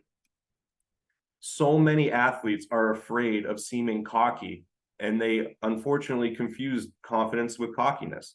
So I think this is a good time to explain my definitions of the differences between the two. Cockiness is when you put down someone to lift yourself up. Confidence is simply lifting yourself up without putting anyone down. There is a huge difference between I believe I can do this, confidence, and you can't do this, this is wicked easy. What? That's cocky. If anyone would ever shame someone for saying I believe in myself, that's less on the person and more on the critic. But we are so afraid of seeming cocky that we overcorrect our confidence with self-sacrifice in the name of humility. So this is important to know these two definitions. Humble, true humility is just lifting up others without putting yourself down. But so often we struggle to do that and we shift to self-sacrifice to really make sure people know we're not cocky, where we put ourselves down to lift up other people. When you go with these definitions, it is impossible to be both confident and self-sacrificing or cocky and humble. How can you put someone down and lift them up at the same time? How can you put yourself down and lift yourself up at the same time? But by the definitions of confident and humbleness, humility, you can pair those together. And these are some of the most inspirational people. And I know you all have it in you if you can unlock that confidence. And hopefully you already are all this. Being able to say, I believe in myself and I believe in you too. Let's do this together. That is confident and humble at the same time. So I encourage you all, as we are talking about upcoming topics on safety behaviors, avoidance, and things like that, to keep in mind that maybe in the name of not seeming cocky, being afraid of seeming cocky, we've unconsciously and automatically overcorrected to self-sacrifice, which will never help us in the long run. And we usually don't recognize that until it's kind of too late or really hard to pick up the pieces after. So my 360 mindset, all about preventative wellness, like preventative mental skills, because you all would benefit from doing these. Every human would. Let's do these before we need to start really reacting with these. So Tony, I don't know if it's easier, or if that's even the right word, but for those on this call who maybe this isn't their first games that they're heading to at the end of this month, do you find that one kind of sways the other? If this is their first big, in their eyes, their first big stage, do you see them unable? And then if so, how do we help them overcome that? And then on the other side of it, those that have gone multiple times, or at least more than once, what do you see with that instance? Yep. The negativity and the fear will always live in the unknown, everybody. When we can fill in the blanks with what we want to have happen, or would just with a game plan, the chatter has less room to play with. So for those that are not familiar with what to expect, we are going to be talking about this coming up, but just a quick spoiler, you are going to be wanting to pull on all of the familiar cues in your environment. There are always some. This is a very old movie. I might be even dating myself on this one, but for those that have seen the movie Hoosiers, there is an amazing scene with Gene Hackman. This is a small school basketball team going to play in this huge national tournament, 20,000 people when they're used to playing in front of 100. And they are overwhelmed. And Gene Hackman realizes he needs to show them this is the same basketball court they've always played on. He takes out a tape measure. He measures from the free throw line to the hoop, same distance. He measures from the hoop to the ground, same distance. He pulls on the familiar because there's always the familiar in the unknown. And when you do that, the chatter has less room to play with. Now, for those that have seen too much and have been there before, this is the opposite. Your chatter will happily fill in the blanks with what it knows went wrong before, or all of the ways that, hey, I've been there before. Maybe the dorms were horrible. Maybe the sleep was horrible because of the equipment. Maybe the food just wasn't up to where I was hoping for my nutritional needs. And what is this doing? Like, I can't have that happen again. And so now that is crowding the belief category, the belief side of this equation. So Ian, to go with your question, both of those situations will have an effect on the belief. And we are going to want to fill in the beliefs with the familiar cues for the unknown, and try to counteract with a game plan based off of previous results for the suspected worst case scenarios. That's great. If anybody, if you wouldn't mind, I know some of you, and totally fine, the screens are muted, but can at least show of hands, anybody that's, if this is going to be at least their second Pan American Games, would you be willing to raise your hand? Nice. Okay. Nice. And so safe to assume others, this will be their first, correct? Nice. Great. Yeah, I appreciate you doing that. Thanks for everyone for chiming in too. We'll get to this in the social hour about that, but it's going to also be very helpful to do some research, everyone. If you haven't been there before, there are people around here that have now. So they're going to help you a lot with what to expect. And I promise you, if you don't provide information for what to expect to yourself, your chatter will do that for you and will always be in a threat space of what could go wrong, because it does not see the benefit or even the value in thinking about all the things that could go right. It doesn't care about that. So confidence equals belief times results. What's important with this is your ability to actually put this into action. I'm going to now put you all back on the spot. Oh, wait, sorry. Did I just freeze there for a second? I got a heads up. We all good with that? All right. I'm going to put you all on the spot again. I need you all to reflect on an actual skill This is the belief side of the category. You know what you are good at. And I'm willing to bet it is very hard for you all to celebrate yourselves because it is the most common thing I see with athletes. Again, going back to the fear of cockiness. But this is not just about positive psychology here. If you want true habit change, you all do this naturally when you're physically training. It feels good when you learned a new skill and you get pumped. That's why it gets rewired in your brain and it becomes muscle memory. If you are not celebrating these new ways of thinking because you did this, it wasn't lucky and it's a better way, it will not become your autopilot. So mental recognition and physical feeling related to that, hopefully pride or joy or something positive, that's what rewires in the brainstem. Literally that night, it'll start to do some neuroplasticity and form a new habit. So celebration is going to be everything in this work. When things go well, it's because you did it, it wasn't lucky, and it can happen again. And so for those that are confident and able to do this, I want you to think of the skill that you know you are good at. Please don't just say athletics or just I'm not to call you, but like I'm a squash player, things like that. Not like that. Just what specific skill in your sport or life or just in general, you as a person, do you have as a belief? And please be prepared with a piece of evidence to prove that to me. All right. Because I believe all of you, but it's always good to have a piece of evidence and see what that does to your nervous system and your mood. And I will start so that you see what this activity looks like. I like to think that I am a pretty good goalkeeper, whether I like it or not. And one of my best memories is a state semifinals penalty shootout in front of the whole entire school. Really cool, foggy night, dark, lights on, whole school behind me. Saved everyone.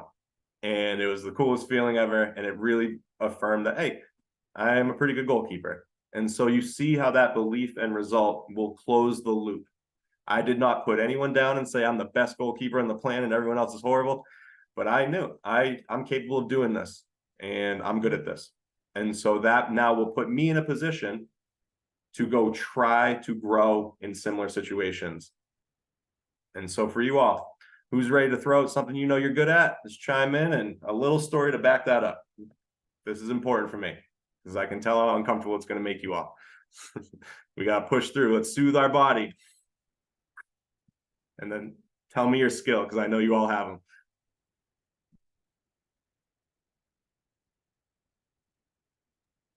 Okay, I guess I'll go. Thanks, Jessica. There you go. So I'm in para athletics. I do the 100 and 400. So my skill I think that I'm really good at is having a quick start and fast hands off the line. And I guess the story with that, probably in 2015 when I was competing at the Tokyo Pan American Games. That was the first time I've ever medaled at a major competition. And I remember my coach was saying, I want this 100-meter race to be over within the first 20 meters. And I was ahead at 20 meters and I was just put my head down and went. There you go. What's that doing to you physically right now and just your feeling and like your kind of motivation there? I mean, my heart rate's going a little bit just thinking about that. And it was just a really awesome memory and experience to have. Yeah. And how often do we think about that unless we're asked, right? Not very. This is something you all should be doing every day, ideally. Jessica, that's awesome. Thank you for chiming in. Not letting anyone off the hook yet, though. Keep it coming, you guys. Okay. Nice. Thank you. So I'm a bocce player. Nice. So what it is normally you have red and blue. So red would normally go first and then blue. So I found for me that I'm a good chaser. Like I can go blue and chase you down, which is easier for me because I had this competition this year where I was 5-0 going into the last stand. And I bet long on her and I got 5 points off her to push her into a tiebreak and then I won the tiebreak. How's that feeling right now? It's awesome. It's an awesome feeling. Right. And doesn't that get you even more motivated to go into performance mode right now? Yeah, definitely. I love it. Thank you so much. All right, let's do at least one more. I want to hear everyone, but I at least I'm going to push for one more. I'll pop in. There we go. Thank you. So squash. And I think one of the things that I think I do quite well is, regardless of the circumstances, just kind of keep playing each point by point by point. And I have two kind of examples of this. One was when I was playing juniors, and I was in the under 17 category, and I was for anybody who doesn't know, in squash, you play best of 5 games, and I was 2 games down, and just it wasn't even from a coach. It was actually from one of the parents. And he just kind of gave me a little pep talk in between. You get 90 seconds in between each game. And I managed to win the 3rd game. And I came off court, and he was like, there you are. Like, where have you been? Welcome back. And it just kind of reassured me that whatever had kind of happened in the first 2 games was what it was. And then I managed to win that 3-2. And I think at that age, it was one of the few that I'd managed to win. And it reinforced the idea of my resilience as a player. And that was echoed actually at the end of last season. I'm here in the UK playing for a club here, and the kind of manager always said, like, when we need someone dependable, we call you in. And there's a few kind of players on our team who are kind of, as soon as their head goes, like, that's it, they're gone, unfortunately. And luckily, after however many years, I've managed to maintain that dependability as a player. I love that. Feeling pretty good about that? Yeah, I think so.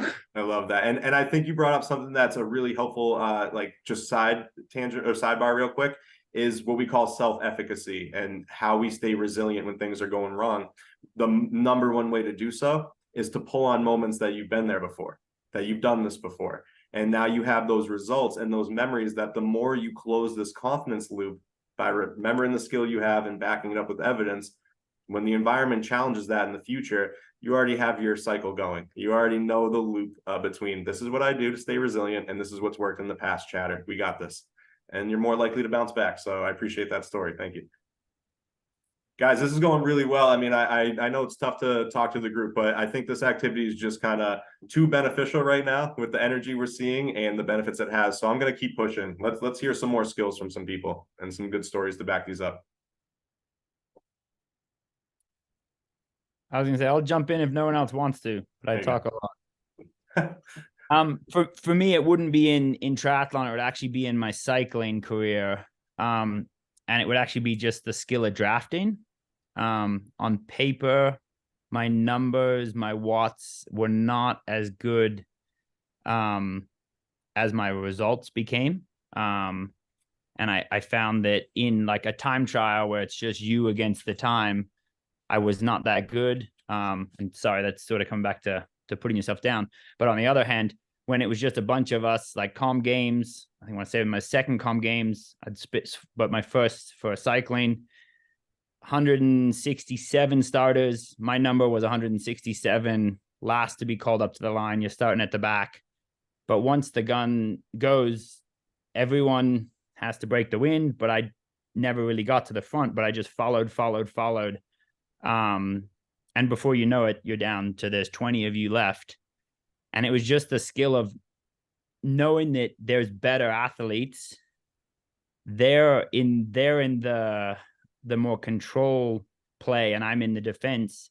But it was just the fact that it seemed like I learned the skill of drafting and was able to take the skill and the physical power I have to make the maximum ability. So then, I mean, sprinting for 5th place, 38 seconds behind the medals, or the gold medal. And I think I ended 11th, but I mean, like the name Chris Froome won the Tour de France a couple of times. He's 5 places behind me. At the time he was for Kenya, but he's a much better athlete.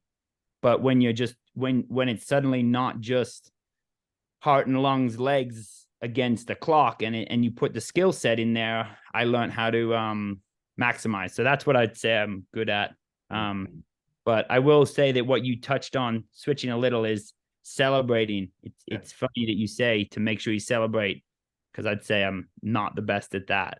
For that, don't want to come across cocky celebrating, but when you say that to celebrate isn't putting others down, you're just enjoying the success you've had. So yeah, drafting, and yeah, it's nice to actually celebrate the fact you made me think, what are you good at?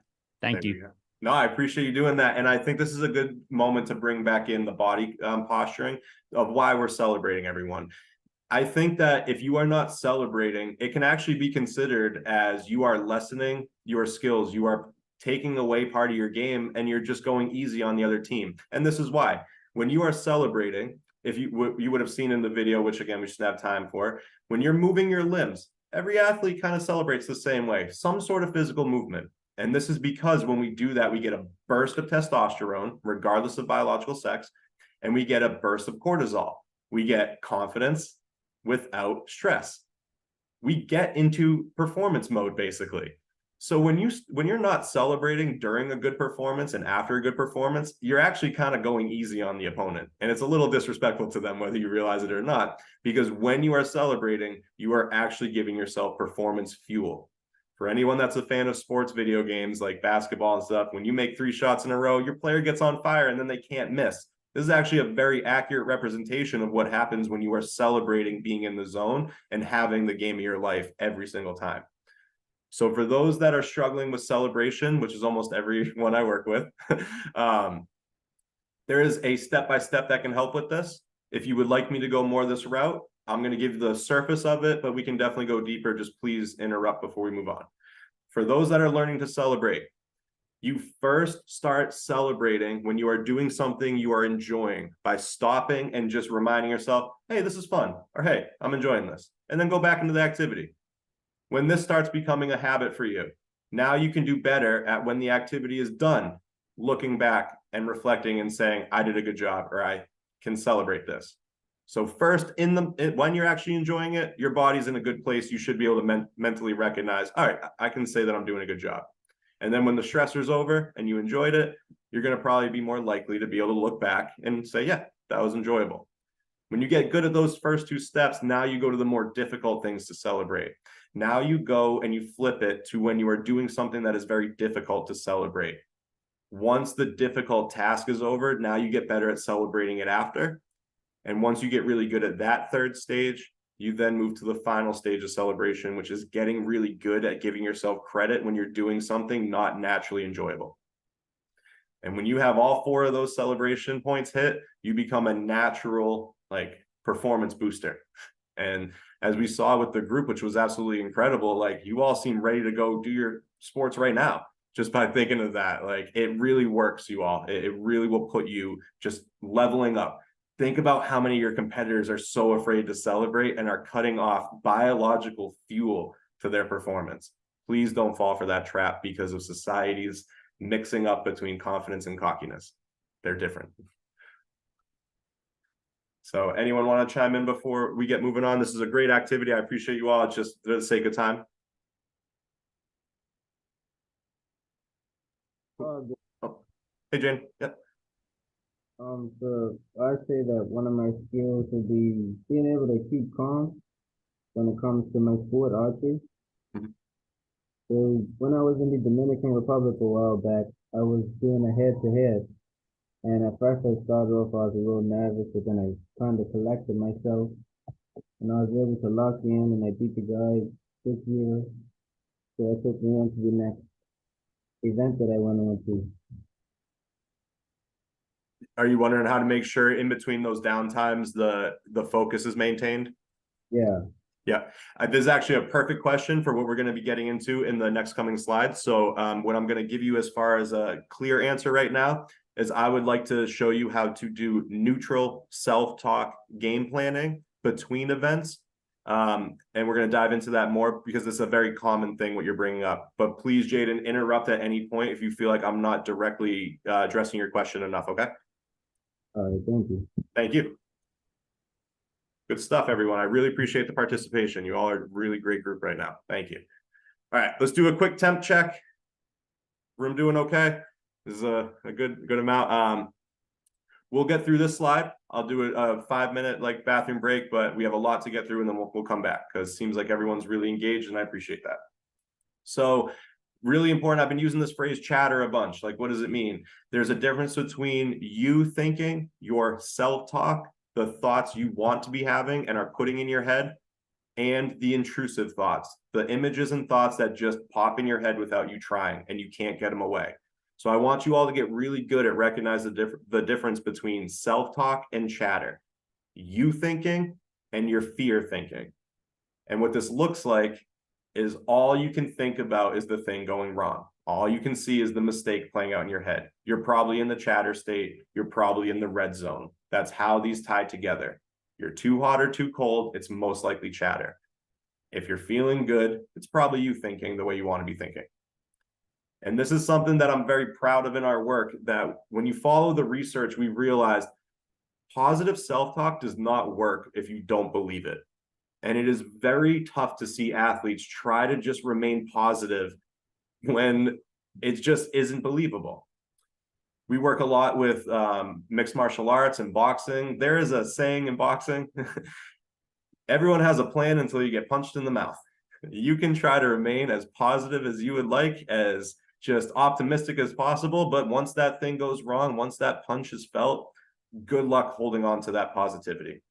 And it's nothing against you as a person or strength or weakness. This is a biologically based cycle. So please try to follow these steps if you can, and remember the confidence formula between belief and results. If we are facing a challenge, we want to feel confident going in, which means our body feels like we have this. We've got this. Negative only will work if we don't actually believe it about ourselves. There's a difference between shame, judging you as a person, and guilt, judging the play. A very crucial tenet in our work when we are constructively criticizing our play is you separate the play from the player. A trash player cannot change trash play. A great player not playing at their best can change that. And so we need to do this to ourselves as well. Yes, there are athletes like Tom Brady who will be out there smashing his helmet, telling him he's an idiot or he's sucking and things like that. But no, Tom Brady does not believe he sucks. So for the athletes that are saying negative things to themselves, motivating through self-hating, that is fine if it is never being personalized. If you don't believe you suck, you're lazy, you're worthless, and it works to get you in that zone, Tyler, that's where it goes back to that kind of outcome over process. I'm going to go with the results on that one. But I always encourage you all to see if you truly are doing a good enough job at separating yourself from that negative self-talk, because it's such a fine line to be able to do that. And it's very easy to have that go into our deep beliefs about ourselves, and our beliefs shape our reality. So be careful with the negative self-talk, please. If it pumps you up and you don't actually believe it, fine, that's fine. But if you really are believing it too much, it will never work in the long run. Positive doesn't work if we don't believe it, but neutral is the best start for you all. There is a huge difference between telling yourself, I'm going to win this race versus I'm going to get a good jump off, or I'm going to keep a good stride or good form. Neutral is neither positive nor negative. It is telling your body what you're going to be doing in this moment.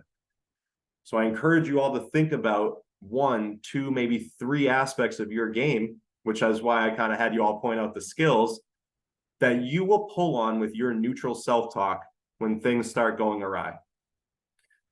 Let's say an opponent is just dominating. I mean, you brought up the resiliency, 1 point at a time. This is exactly what I'm referring to.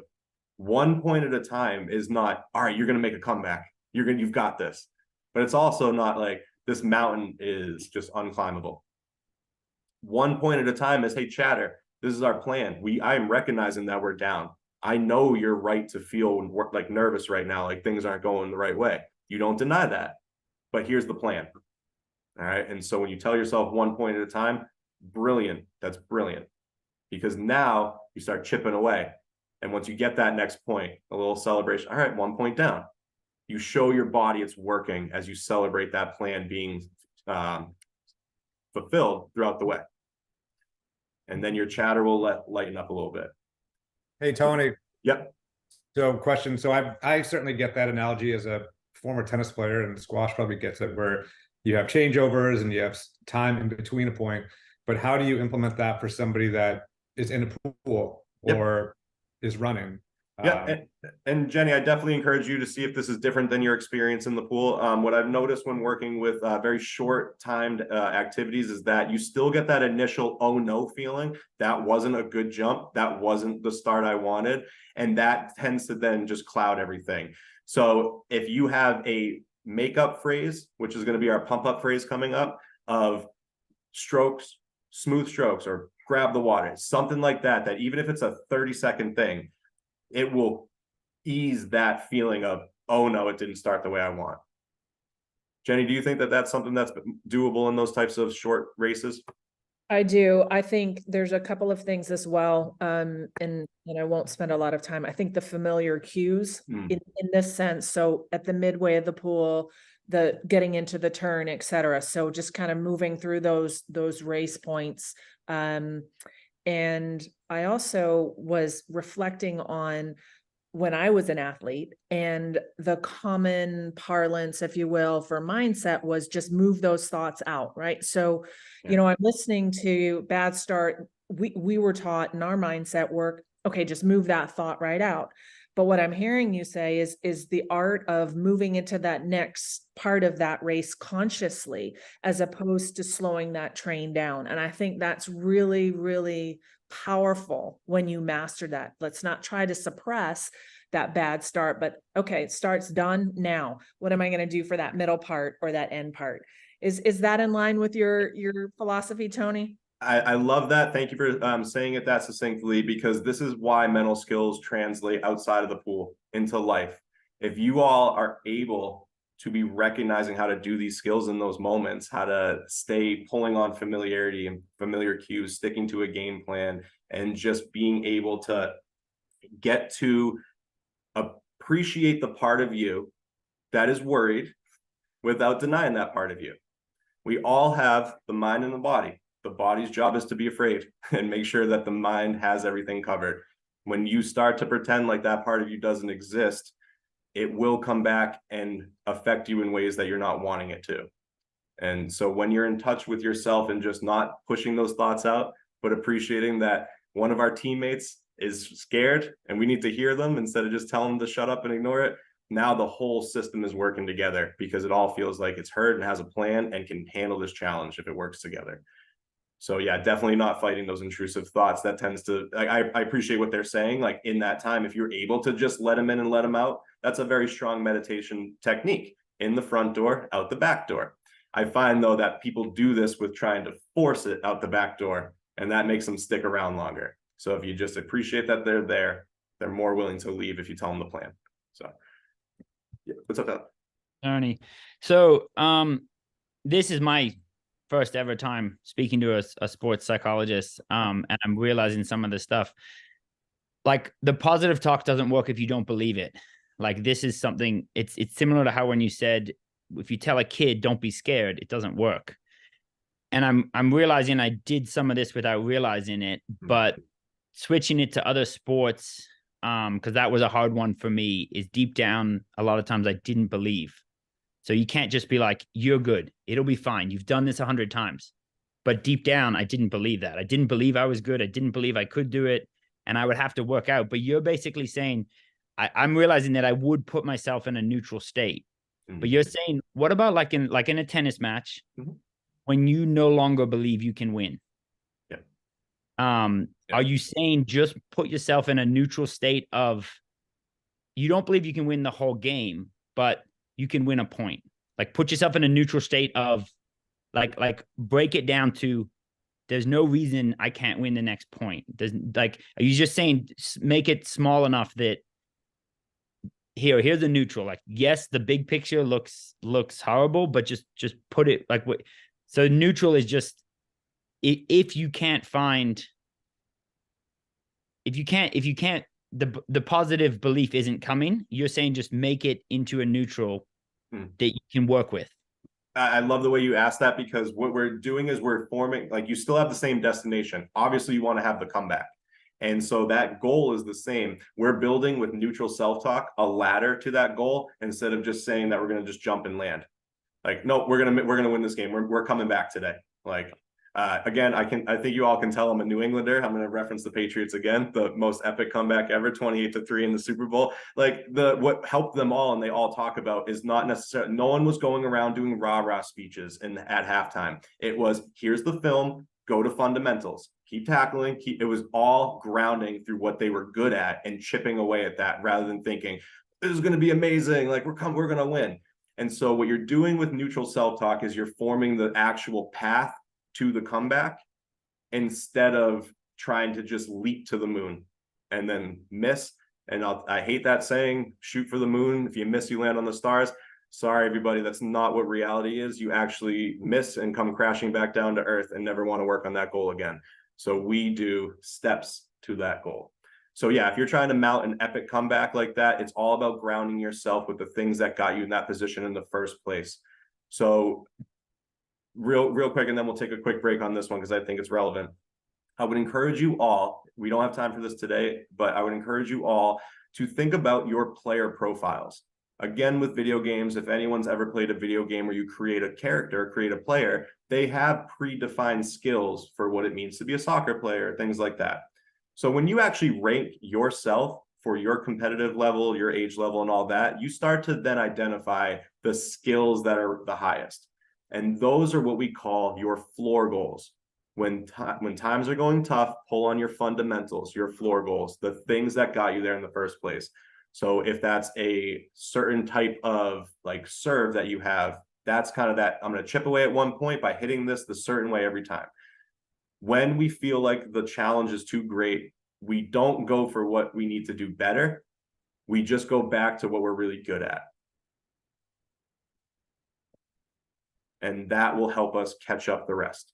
The rest of that's that rising tide lifts all boats. If you focus on rising the tide, which is your strengths, the rest of your perceived mistakes in that performance, the weaknesses and all that stuff that's being highlighted will start to catch up in a good way. I love Tony. I love that. I think it's so important to emphasize, because I was guilty of the other side, where I think part of what Tyler's question was, like, let's say I was reliant on a forehand, like that was my strength, and I could know that it was going to be there 9 out of 10 matches. But if I didn't have it, then there was that then what of like, oh man, like this match is done, right? Whereas if you create this player profile, and if I had taken that time of knowing, you know what, but I've got really good cardio, good stamina, I can outlast somebody, I've got good IQ in my sport, so if my forehand's down, I'm going to know how to outsmart them and break down their strength or their weakness and expose that even more. So I can't stress that piece enough, because we've seen it just through science, but also through the colleges that we've worked with and these D1 athletes and professionals before. Like, that player profile is so critical. Yep. Yeah, I appreciate you saying that too. And Jaden, even with the example you were bringing up, that like this is where your body is going to want to be pulling on the reasons you're there, and knowing that you belong in that challenge, you are fully capable of handling that, not what is going wrong. This is where sports does a very tricky thing environmentally around us of, when you go into halftime, you're figuring out all the adjustments that need to be made, not where do we need to go from here. When you have an adjustment approach, it's almost like everything's going wrong. We need to fix this. We need to plug these pieces here to fix it, versus, hey, you guys are playing great. Here's a nice little adjustment to keep sticking to the game plan and add a little bit more. We want to be telling ourselves what to do, not what not to do. We'll take a break after this, but I encourage you all to have this little thought activity. This is an example of why you don't tell yourself what not to do. Please, all of you, do your best to not picture a giant pink polka dotted elephant. Do not think of it right now. Don't think of that big pink elephant. Don't picture it, nothing. All right. And if it's in your head, stop it. It probably, for the majority of you, were having a tough time not picturing that.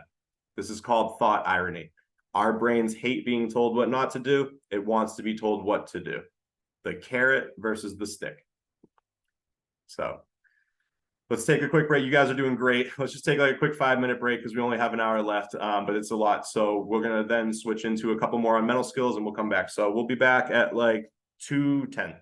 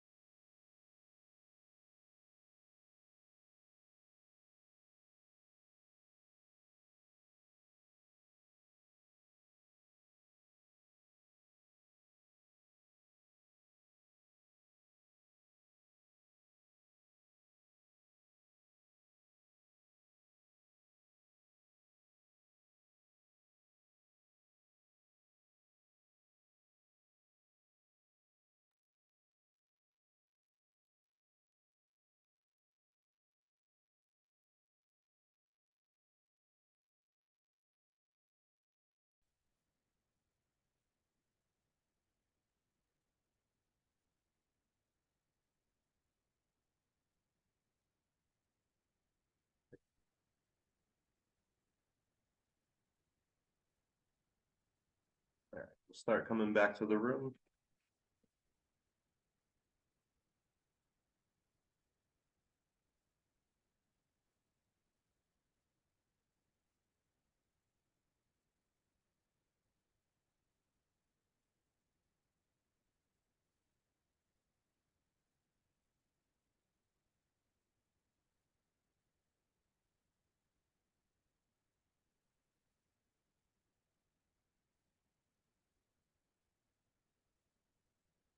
All right, we'll let people come back in, but I wish Tony. I had more time with you. Oh, What weren't we supposed to think of? I love it. That's awesome.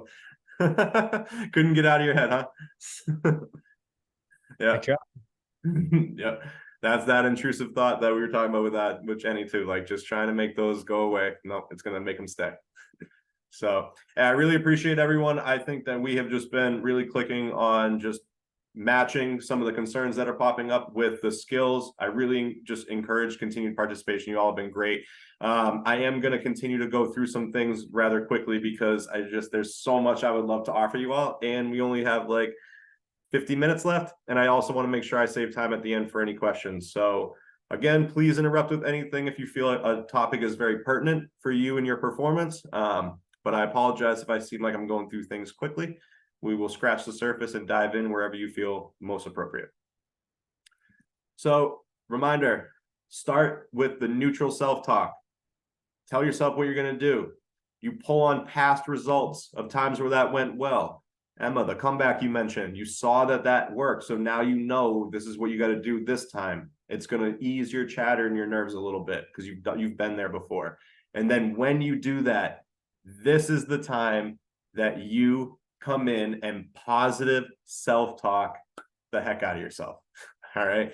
Because now it went well. And this is what your body needs to know will need to be continued in the future automatically. Our brain has a nasty habit of going off of the last memory we had. When you are remembering something and telling a story, it is not based off of that actual experience of the story. You are remembering it from the last time you told that story. And this is why we are going to want to get into pump up phrases and our imagery talk. But we had talked about the player profile. If we had time, I would encourage you all to create some and pull some of these top skills for your floor goals and your pump up phrases. But I just want to cover this briefly. A pump up phrase should be something you are intentionally using to get yourself back in the zone, all right, in a reset.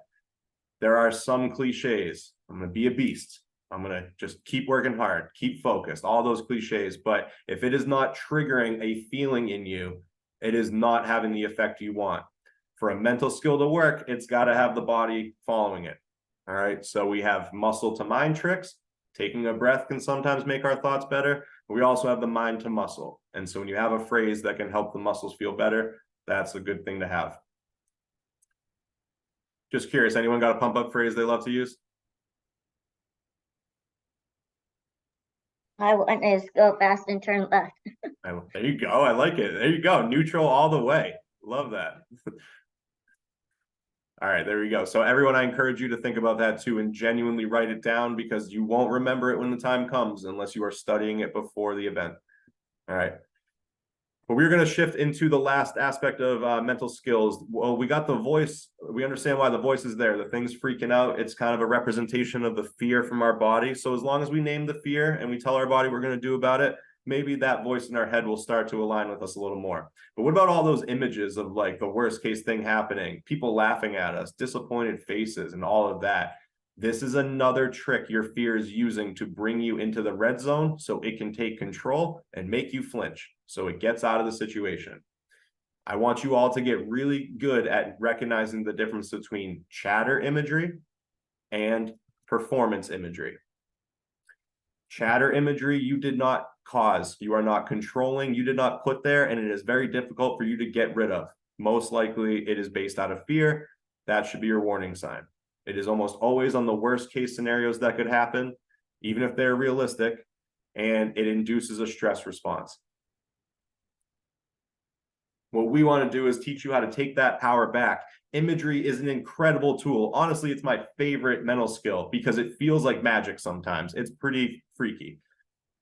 What happens is you want to be able to trick your brain into thinking the situation you are imagining was real and familiar. We all have the capability of doing this because we all have our own realities to some extent. If you right now started to think about your favorite food and you really thought about those details, what it smells like, and you can kind of almost smell it again, what it tastes like, you can almost just feel your mouth starting to water, the texture of it, the sight of it, you can trick your body into having processes that are triggered when you are actually eating food. The beauty of imagery is it is virtual reality for your brain. And when your brain is imagining something, you tend to have the same reaction as if it was actually happening. We cannot really tell the difference with brain scans between someone doing imagery and someone doing the actual skill. This is again why stressful imagery has the body's effect. If we're not in front of the lion, if we imagine it, we still freak out as if we are. And this is the problem with imagery if we don't use it correctly. So once you do the breath and make sure your body's feeling good and soothed, and then you tell yourself the game plan, well, now you're going to want to see the game plan actually work so that your body, when you get in that situation, feels familiar and it just reacts that way. There is a saying in sport, luck is when preparation meets opportunity. I always, as a soccer player, wanted to score on a bicycle kick, that cool thing where you kick over your head and all that. By the way, I've hit like 14 posts in real games. It's really frustrating. But the fact that I get them to the posts, before a game will imagine what it's going to look like, what the ball, where it needs to be for me to have the right kick. And what happens in the game is I'm not sitting there when the ball's in the air thinking, oh, is this the right one? Is this what I do? No, I have imagined a cue. When the ball crosses that cue, my body reacts. And again, I'm going to get one definitely, but like once you start imagining it, your body just reacts. When you prepare for the thing that you want to have happen, the opportunities are always there and your body will capitalize on that. That's why imagery feels like magic sometimes.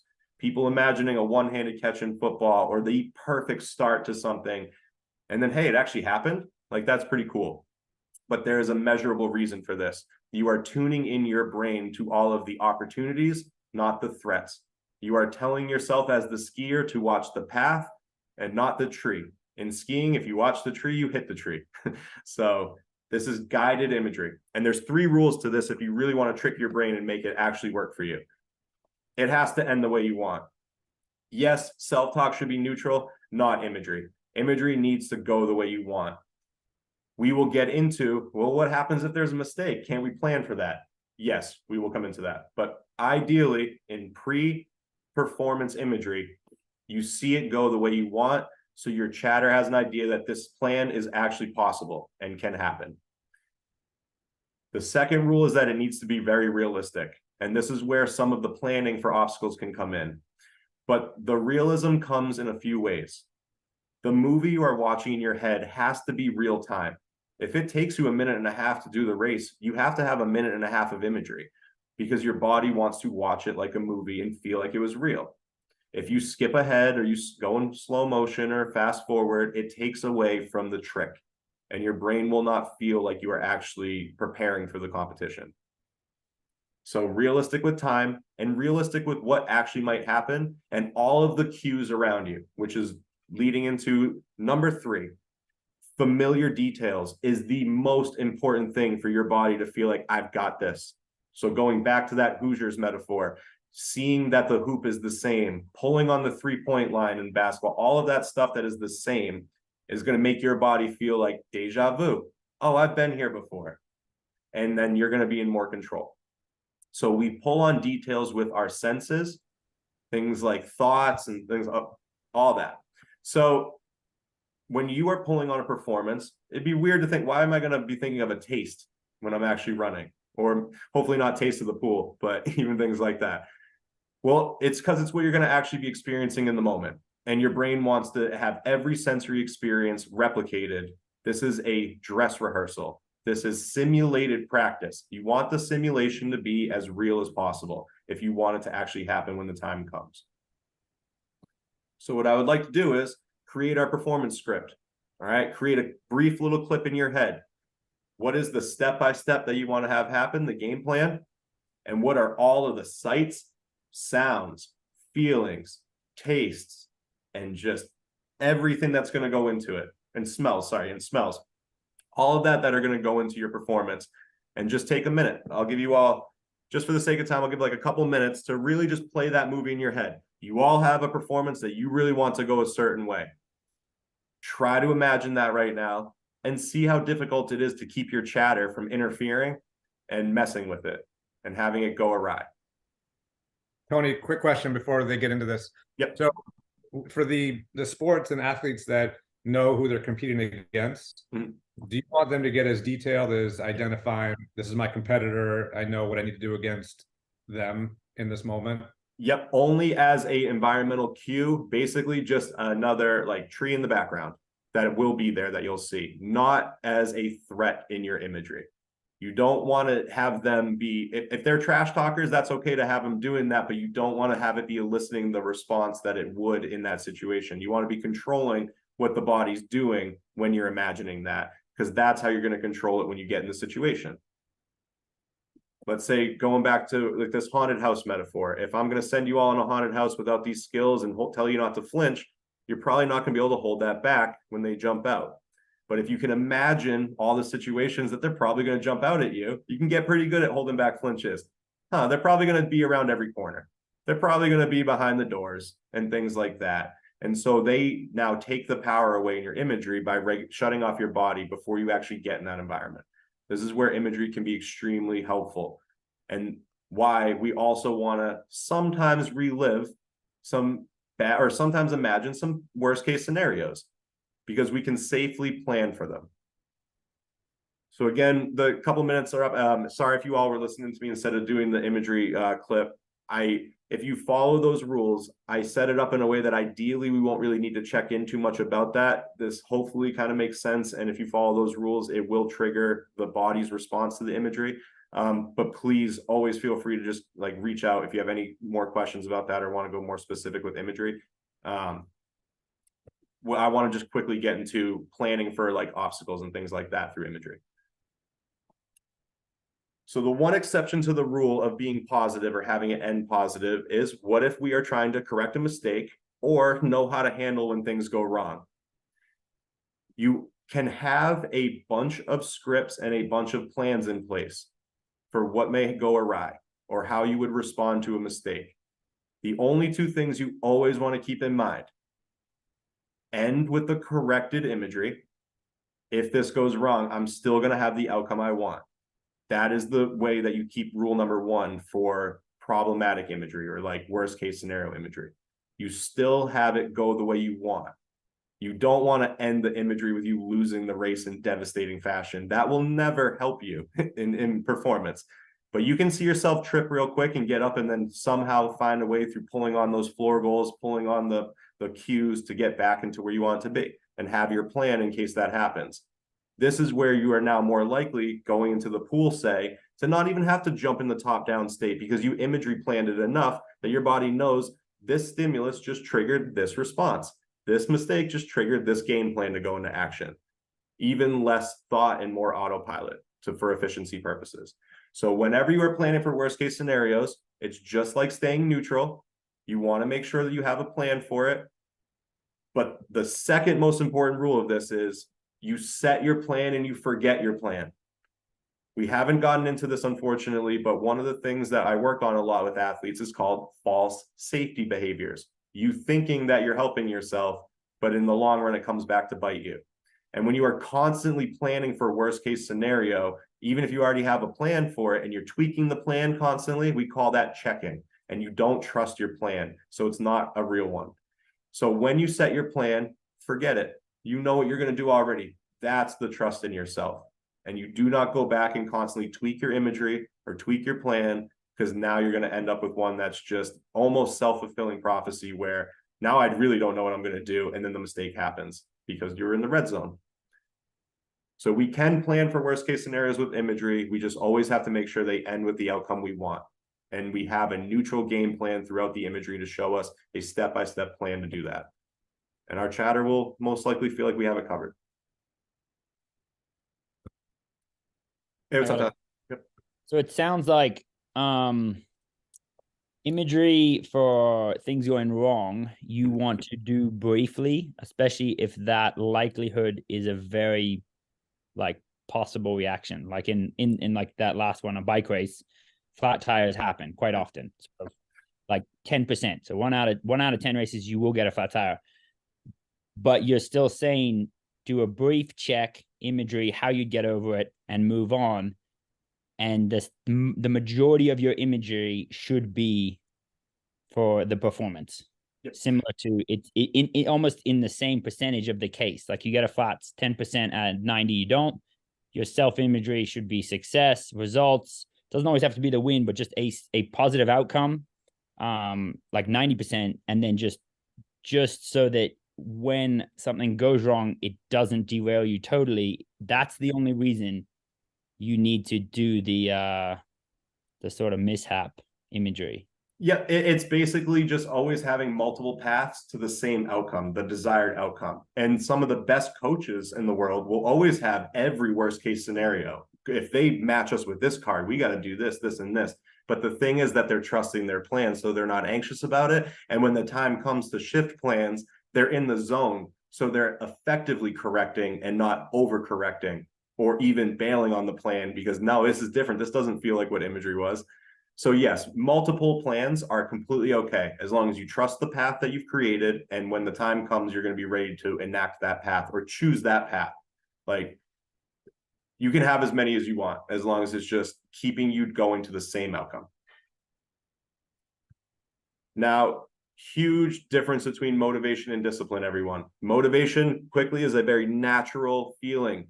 You all that are excited to go do something, that is motivation. Okay. And yes, we can lose motivation and need to get it back. But for the most part, you don't ever need to force motivation on people because there's other things happening that kill that. What so often is confused with motivation is discipline, your ability to do something you don't want to do or to hold yourself back from doing something you don't want to do. This takes a lot of cognitive mental power. Discipline is an admirable skill, but it's very difficult to do, especially when people, like a lot of popular social media motivators and things like that, confuse discipline with motivation and they skip a step. So I'm going to use very quickly a hot air balloon analogy. Hopefully those have seen them. They are held down by sandbags because hot air balloons actually will fly on their own with the wind. They just kind of get carried with the wind. They don't necessarily need the flame right away. And so motivation is like that hot air balloon. We get naturally we fly into the things we're excited for and the things we want to do. Or if we're in pain, we're motivated to alleviate that. So we're willing to try a bunch of things to get rid of that problem. What tends to really kill an athlete's motivation, the true intrinsic love they have for that sport that just makes it worth it, not the rewards, is these three pillars of depression here. Worthlessness, I'm not good enough and can't handle what's being thrown at me. I can't handle the failure. Helplessness, I can't do this. No matter what I've tried before, I always get burned. Not only does it not work out, but I keep getting shocked every time I try this. And so I just feel helpless. And hopeless, this is never going to get better. When I see an athlete who has a true love for their sport start to fade, I always go to these three pillars because there's some aspect of these three pillars of depression that is bringing down their natural motivation. And unfortunately, very strong and driven athletes will try to just overcome this loss of motivation through discipline. I just need to work harder. And there is a huge warning sign of burnout. When you are working harder and getting worse results, you are in the final stage before severe burnout, what we call anhedonia. You have lost love now for the thing that gave you the most passion. And to get that back, we got to start developing self-worth, knowing who we are as athletes and matching that confidence to the skill. That's why we do that activity, to know who we are. And then we start pulling on results to know what aspects of our world we are in control of. If we feel like we're losing control over our goals in our sport, it's going to make us feel hopeless and helpless and worthless. But if we start getting back to knowing why we're there, what we've done in this sport before, and what we know we can do in the future, you'll notice that natural spark of motivation start to return for people. And when the hot air balloon is in the air, we can now use discipline way easier and more effectively by just turning the flame on a little bit when we need to. The train is already heading in the right direction, so now we just need a little boost to make sure we're staying on track. That is true balance between motivation and discipline. So please do not skip a step. and forget that motivation should be natural. Do not try to force yourself into discipline to save the love for your sport, to save motivation. Go back to knowing why you are awesome, you are capable, you can control what you can, and you're going to be fine with the uncontrollables, and it will all work out because you know your plan and you see it come to fruition. Hopefully you all are seeing how that stuff is starting to tie together step by step, because these need to be used kind of in order. Now, for the sake of time, we are going to go into the social realm, and I am going to whip through this to make sure we get to any questions. There is a theory called social evaluative threat. Again, a really great video I wish I could show. We will get back to it hopefully another time. But it is a study where there is an individual in a barbershop chair. And everyone in the barbershop, when cued, turns and stares blankly at the individual in the barbershop chair. They are not giving mean looks. They are not giving happy looks. They are just stonewall looking at them. And instantly, every single person that is in this experiment starts to panic.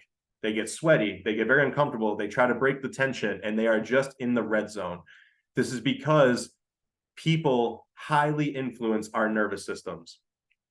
When you put a bunch of people in the room together that have never met, and you have them listen to a drum beat or a song, all of their nervous systems, their heartbeats, the brain waves, everything will sync up to that rhythm. It is an amazing human biological trend. We are pack people.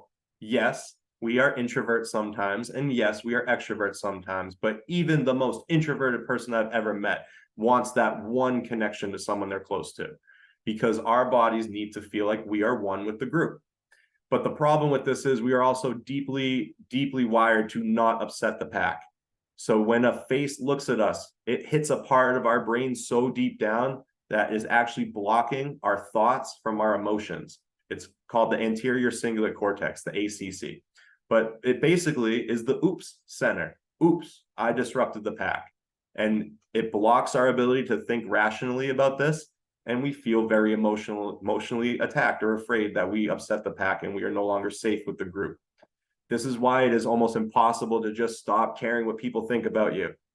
It's not going to work like that. You have to prove to your body that you are not outcasted or isolated from the pack, that you can screw up and still be a very valued pack member. And then your body stops reacting to these threats of people watching you. But hey, you're going to be going into an environment where there's going to be thousands of faces on you. Ideally, we are dissociating from that by keeping our body regulated and focused on the cues, the game plan, the track, whatever it is. But if we try to ignore the power that the pack has on our mood and body, we will be isolating ourselves from a very important aspect of performance we can control. So recognizing whenever you get in a situation that there's going to be fans or people there, opponents, it probably is one of the big reasons why it's easier to practice than it is to play.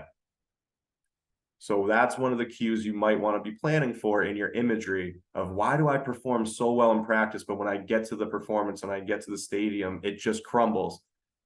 Maybe the social evaluative threat is much greater than it is at practice. So this is a trigger we would want to plan for in our imagery and our game planning. Now, the way we are talking to ourselves is very important, especially during a race. All right. So just the social aspect of it, whether you're in a team sport or not, this is important for life. We have two forms of communication: verbal, the words we use, and nonverbal, everything else. 70 to 93% of our message is all nonverbal. It really is how we say something, not what we say. All right. That doesn't mean what we're saying is not important either. But if you all want to not waste your breath, we really need to be paying attention into the delivery of our message, both to ourselves and to anyone else. There's these rules that we want to follow with verbal. Short and to the point is best. I don't have your pump up phrases being long run-on sentences, because it's too much jumble and easily misinterpreted. For anyone that ever played that elementary school game telephone, we all know what happened to the message at the end. It was always messed up. And there is an amazing sketch from a sketch show, Key and Peele, if anyone is familiar with it, on one person on texting and trying to communicate through texting. One person is reading it from a very angry place. One person's reading from a very happy place. It causes some pretty funny conflict. So really, we need to appreciate all the stuff that goes into the message, not just what we're saying. And so nonverbal, every single thing that you are doing to communicate a message, your facial expressions, understanding the context of the situation, the relationship that you have with the person, how the tone of voice is, eye contact, posturing, all of these deliver a message in a different way, even if you are saying the same thing. Now, an activity we would get to, but we don't have time, unfortunately, is knowing how to recognize when you're tipping your hand. All right, for those that have ever played card games, you don't want people to know what cards you have, but unfortunately, we sometimes have nonverbal cues. Anyone that's ever played cards, they're like, oh, you have a tell. I know when you're lying. And this is very unconscious. A lot of people don't know this. There was the tennis player, Andre Agassi, that had a rival. Boris, I'm blanking on the last name, sorry, but he talks about how throughout their matches, he noticed that Boris would always point his tongue to the direction he was going to serve. It was a nervous facial tick that Boris never picked up on. So you can hear a clip of the announcer saying it's almost like Andre's predicting the serves. How is he doing this? And once Boris retired, Andre told him, oh yeah, you used to tell me all the time with where your tongue was pointing. We all have these nonverbal cues that can really tip our hand in performances, and they are driven by our nervous system.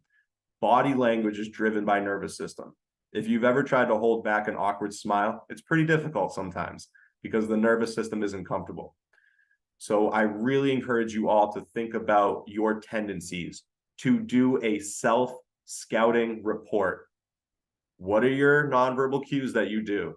Do you always sigh when things go wrong? Do you always lift your head up before you go? And that tells your opponent when you're about to jump or things like that. What are your tells? And what are your tells tell you about your energy zones? Because all of our tells are when we are in the red zone. They are unconscious. We don't realize we did that. And it really gives away so much of what we are feeling and where our state of mind is during a performance. We can lose a lot of power to our opponents and ourselves if we're not aware of the cues, the tendencies we have when things are going wrong or throughout a performance. So please, I encourage you all, scout yourselves. What do you look like when things are going wrong? What's your face doing? What are your arms and everything doing? What are your whole body posture? What changes? Where do your eyes go? All that stuff, not just your internal state. Because I guarantee you can read your internal state on your body, because that's just how we are as humans. So know those cues. A little bit on personal and just team leadership. Yes, whether you're in a team sport or not, it's important to be able to lead ourselves. All right. There are 3 aspects that I always hone leaders on, hone them into. Accountability. If you are an effective leader, you are keeping yourself and everyone accountable and on the path. And you do this again through separating shame and the guilt. You judge the play, not the player. Good leaders know what they have in their teammates and where they need to be to thrive. So when you put them in the right position and you do what you are asking your teammates to do, it's much easier to hold them accountable and yourself accountable. Work ethic, definitely a thing that should be modeled both by self and for your team, but just that comes with consistency. And prioritizing. Knowing what's important and not letting your chatter start to mix up that list when you're not really feeling up for that practice that day. My rest is actually taking priority over this practice. You need to be very effective at your prioritizing and not do it from a place of fear or chatter, because your chatter will jumble up that list of what's important in that moment. And we won't recognize that until maybe it's too late, where we realize, man, we've been a week without practicing. That's not good. So try to catch your priorities and see if your chatter and your fear or your cold zones are messing with your priorities. There's a very crucial term in this work called positive peer pressure. Another video I would have liked to show is the influence the pack has on our behavior. It is a social conformity video. A woman goes into a weight room and they are a bunch of people that are part of the study. There is a beep in the weight room and everyone part of the study stands up. And eventually, after a couple of times, she just starts standing up with the pack. And then once the pack leaves, the beeps keep going and she just stands up by herself. So the pack taught her a behavior that makes no sense. And then a new person comes in and she keeps doing it. And then the new person learns from her. So the pack literally taught every person coming into that waiting room how to do this ridiculous behavior that made no sense. And people did it without questioning. We are social people. We are social creatures. We are socialized by the pack. And this is why I have a term, positive peer pressure. A lot of times we think of peer pressure as very negative because we see what it can do, like throughout history, honestly. But why not jump in and take control of that? If the negative peer pressure is that intrusive thought I talked about, that stuff that we really can't stop until we become aware of it, what about the intentional positive peer pressure that we can start instilling in our lives? I encourage you all to know that who you surround yourselves with really matters. And it's not just about happiness and enjoyment. It's going to make your goals way easier to accomplish. You are going to be putting yourself in stretch zones when you surround yourselves with people that have your goals in mind or have similar goals. You don't have to do this all by yourself. And unfortunately, I find that athletes don't take the time to choose their team. And this can be very devastating in the long term. So I encourage you all to build your team right now in lists of 3. Your positive peer pressure list should have 3 sub-lists. The first one, who are people in your life that are getting you to your goals or have similar goals as you? Let's take a minute to jot down at least a name, please. We won't have to go through and share with every single person, but I would really like this to have a concrete list in front of you to reference and go through it. And then when you have a name on that, hopefully a bunch of names, because you all deserve these people in your life, we will go to what I honestly think is the most important list to be aware of: the neutral individuals in your life, the people that are not holding you back from your goals, but the people that really aren't helping them either. They're just kind of there. I, as a soccer player, always wanted to try to stay conditioned, but my teammates didn't always want to run outside of practice. But then I remembered I had a CrossFit buddy, and I never really thought that they ran on their own, but I was like, you know what? You run on your own. Can you start calling me when you go on your runs? They went from neutral to a positive influence on my goals and made it much easier for me to keep up with my outside the practice goals. So I encourage you to always fill this neutral list up, because when asked, most of these individuals can easily be pushed to the positive and make your life way easier if you just ask them or tell them what your goals are and ask them how they might be able to help. Now, the third list, the people holding you back. And please do not fall for the trap of thinking that this means haters or doubters or all of your enemies. Yes, they may be on your list, but we handle them differently. These are probably people that are closest to you. Maybe some of your best friends or family that just don't have the same goals as you. Doesn't make them bad people. It actually makes it really hard because they're really good friends and good people. They just don't intend on holding you back, but the impact they're having might be just that. Maybe you have a really important tournament tomorrow, but your best friend wants you to sleep over and stay up late and hang out. And yeah, it's just because they love you and they just want to hang out with you. They don't mean to hurt your game, but it's important to know these individuals, because sometimes we can change these individuals through effective boundary setting. And sometimes we just need to know what role they serve in our life and try to appreciate that for what it is and not let it affect our goals. But almost always we can take the neutral into the positive just by asking. Never be afraid to ask for help. It's always worth it. And a lot of the times we can try to take the negative influences, the people unintentionally holding us back, and maybe set some boundaries. Hey man, you know, every single time I go and ask you, like just to listen to something I'm frustrated about, you always give me a ton of advice. Like, I'm not needing that. Can you please just like listen and we'll be good? And oh, you know, I never realized I did that. Thank you. I'll stop trying to give you advice all the time. Now you've made a potentially negative influence on your goals of wellness into a positive influence on wellness just by asking and saying what you need from them. So I encourage you all to know your team and to intentionally surround yourselves with people that will just make your life so much easier. The people that have your best interests in mind, the people that are not trying to build you up just so they can watch you fall. This is a trope played throughout Hollywood movies. The person who gets famous and all the followers, and then once the fame is gone, they're left alone. We need to be very mindful of choosing our team, because choosing our team drastically increases our chances of our overall wellness and unlocking our potential.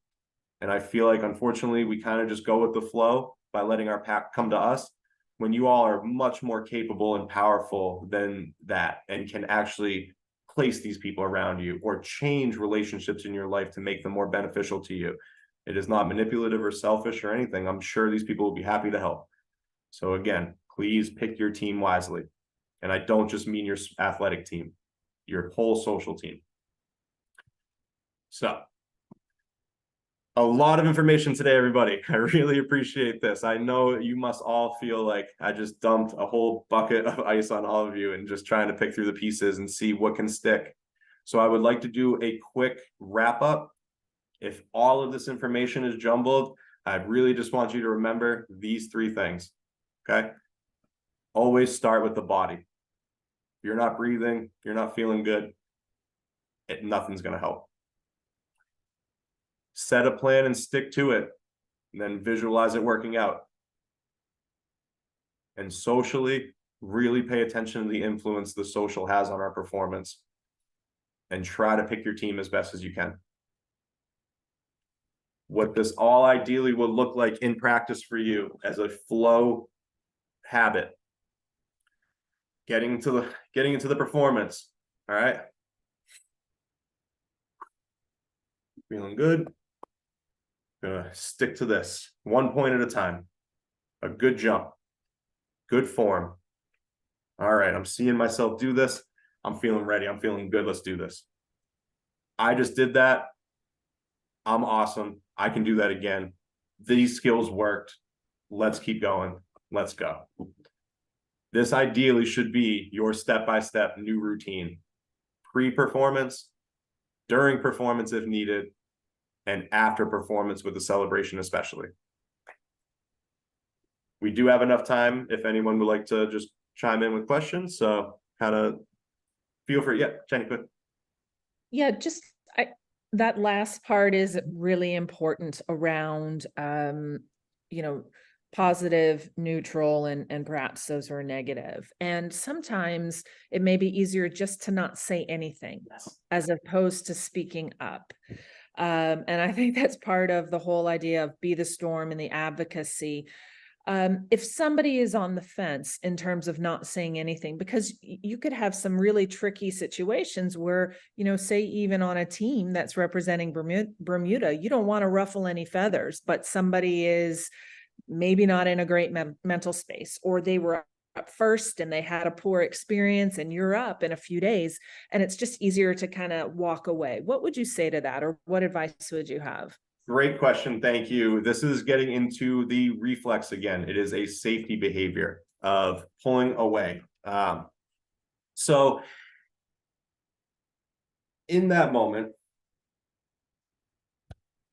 actually, Jenny, real quick, before we get into that specific, was there any situation where the teammates actually clearly got into the performer's head and were more of that very obvious negative influence? Like, have you ever seen in those situations where a teammate like directly impacted that? You mean negatively influences another teammate? Yeah, I otherwise? wanted to make sure I had your question in my head and I was coming up with one, but I want to make sure I didn't skew too far like away from it.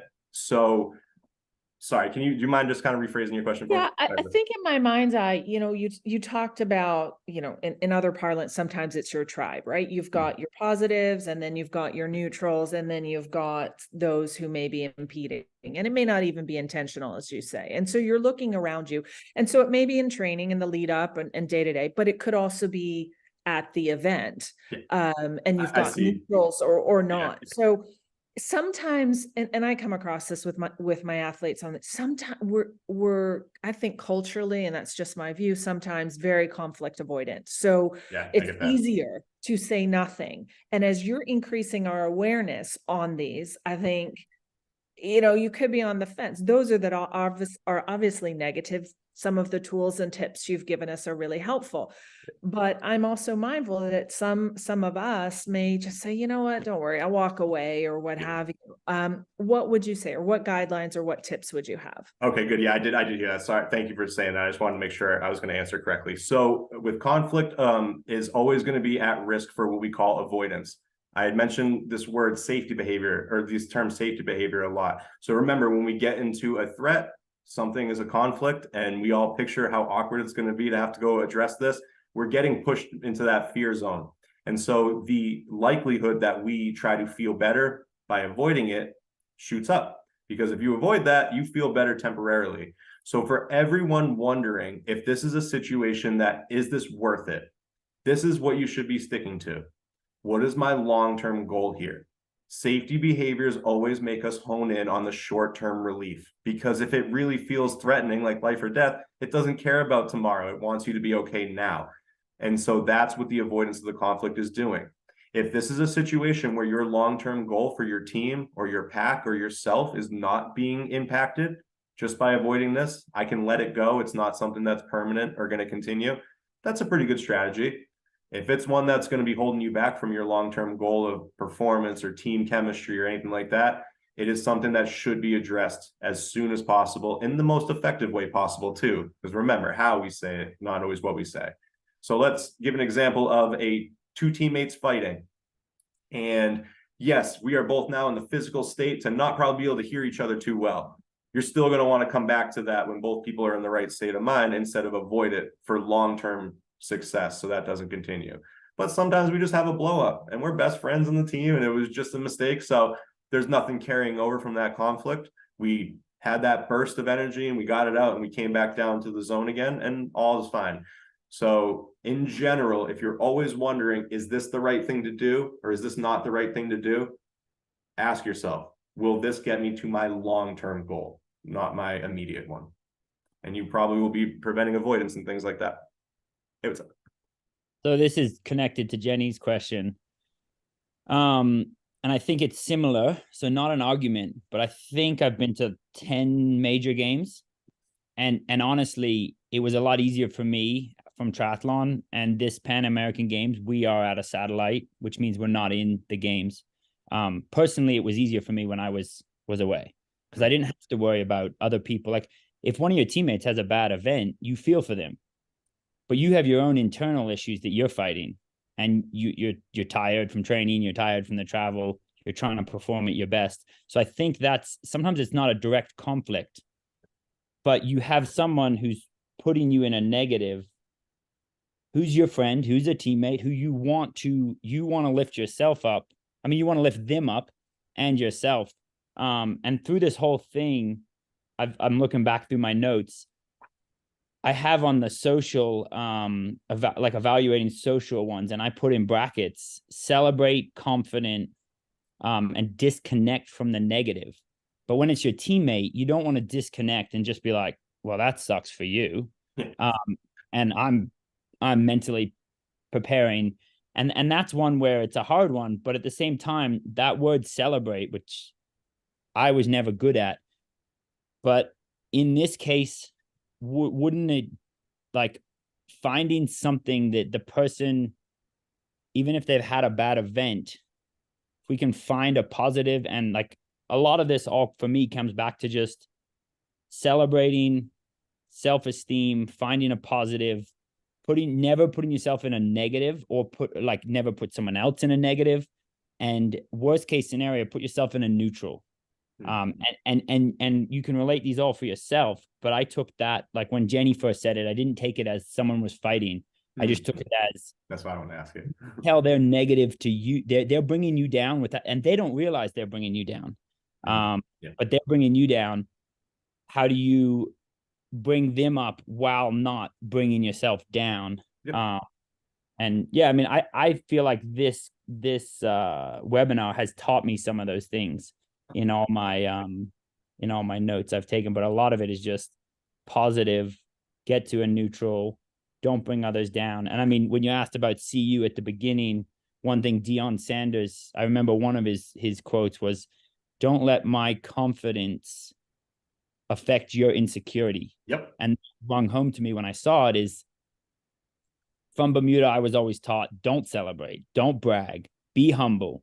And the don't brag and be humble meant don't celebrate. Yeah. And by not celebrating, eventually it created this spiral of self-esteem of, in like an interview, I would devalue myself.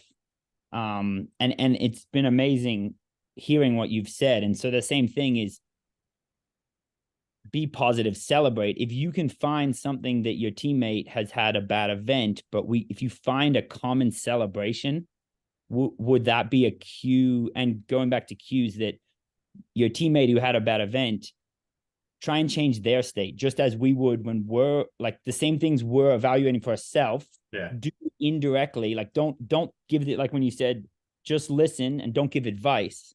But if you just listen, and then without giving them advice to change, because no one wants to be told what to do, but if you can find a way of cueing them into a neutral or a positive, is that right? Nailed it. This is important to remember. Your vibe will affect the tribe the same way the tribe affects your vibe. There is a dynamic in a pack, and whether you are saying it or not, people feel anxious, and then the pack feels anxious. You see this with like pet owners. Your pets are literally feeling all the time what you're feeling. It's how nervous systems work. So a lot of the times you can actually present what I call the proximity support. You catch yourself and you put your mask on because you're right. Remember the 3 triggers to stress. One of them is seeing a loved one or someone you care about go through some stress. You actually can indirectly affect their body by keeping yourself in the right state and keeping yourself confident and optimistic and hopeful without necessarily needing to shower them with that verbal cue. Your vibe of, hey, we got this, it will be communicated less verbally than you need to.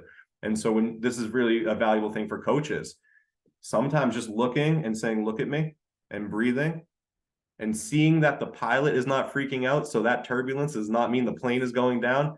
Now the person who has a fear of flying can feel a little bit better. I don't know if anyone's ever experienced this, but you hit some turbulence and you have a fear of flying, you usually look to the person who's been on the plane a lot, like the flight attendant.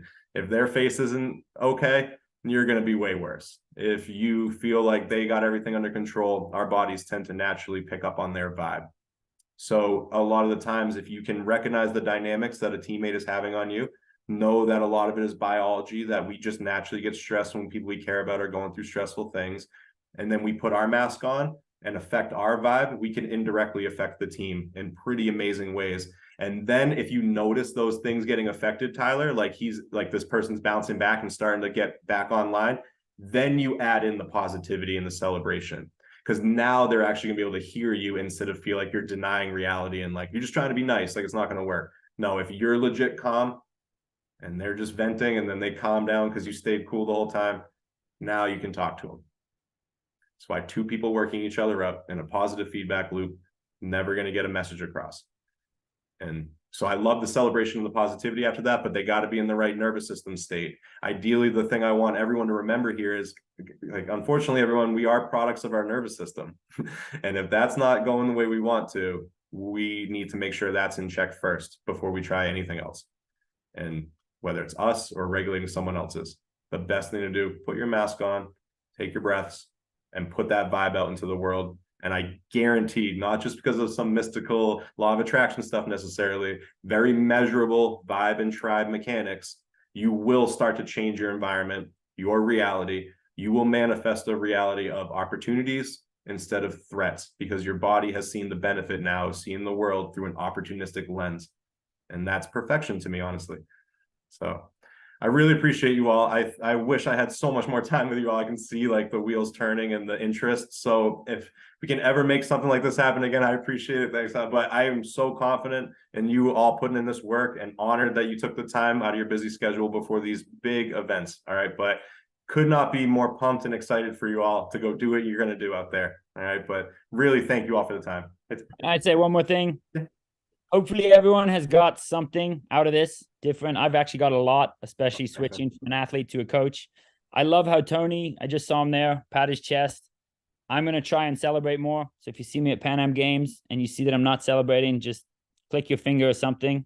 I'm going to celebrate for all of you. And yeah, hopefully if we all just celebrate the fact we were here for 3 hours and we did find something, there we go. I see smiles. Yeah. For me, that I didn't realize that I didn't celebrate, and so yeah, we did 3 hours. Thank you, Tony, Jenny. Thank you guys, let's go. Right up here, I'm big with fist pumps. There we Congratulations, go. everybody. Thanks, guys. And yeah, hopefully everyone can have something to take home, and even if it doesn't sink in today, to take to your teammates, to take to yourself, to take if you're a coach. But thank you all for being here. Thank you, everyone. BOA appreciates it. I appreciate it, and yeah, thank you. I guess. Thank you. Thanks, everybody. We'll be in touch. Everybody. Thank you so much. Thanks. Good.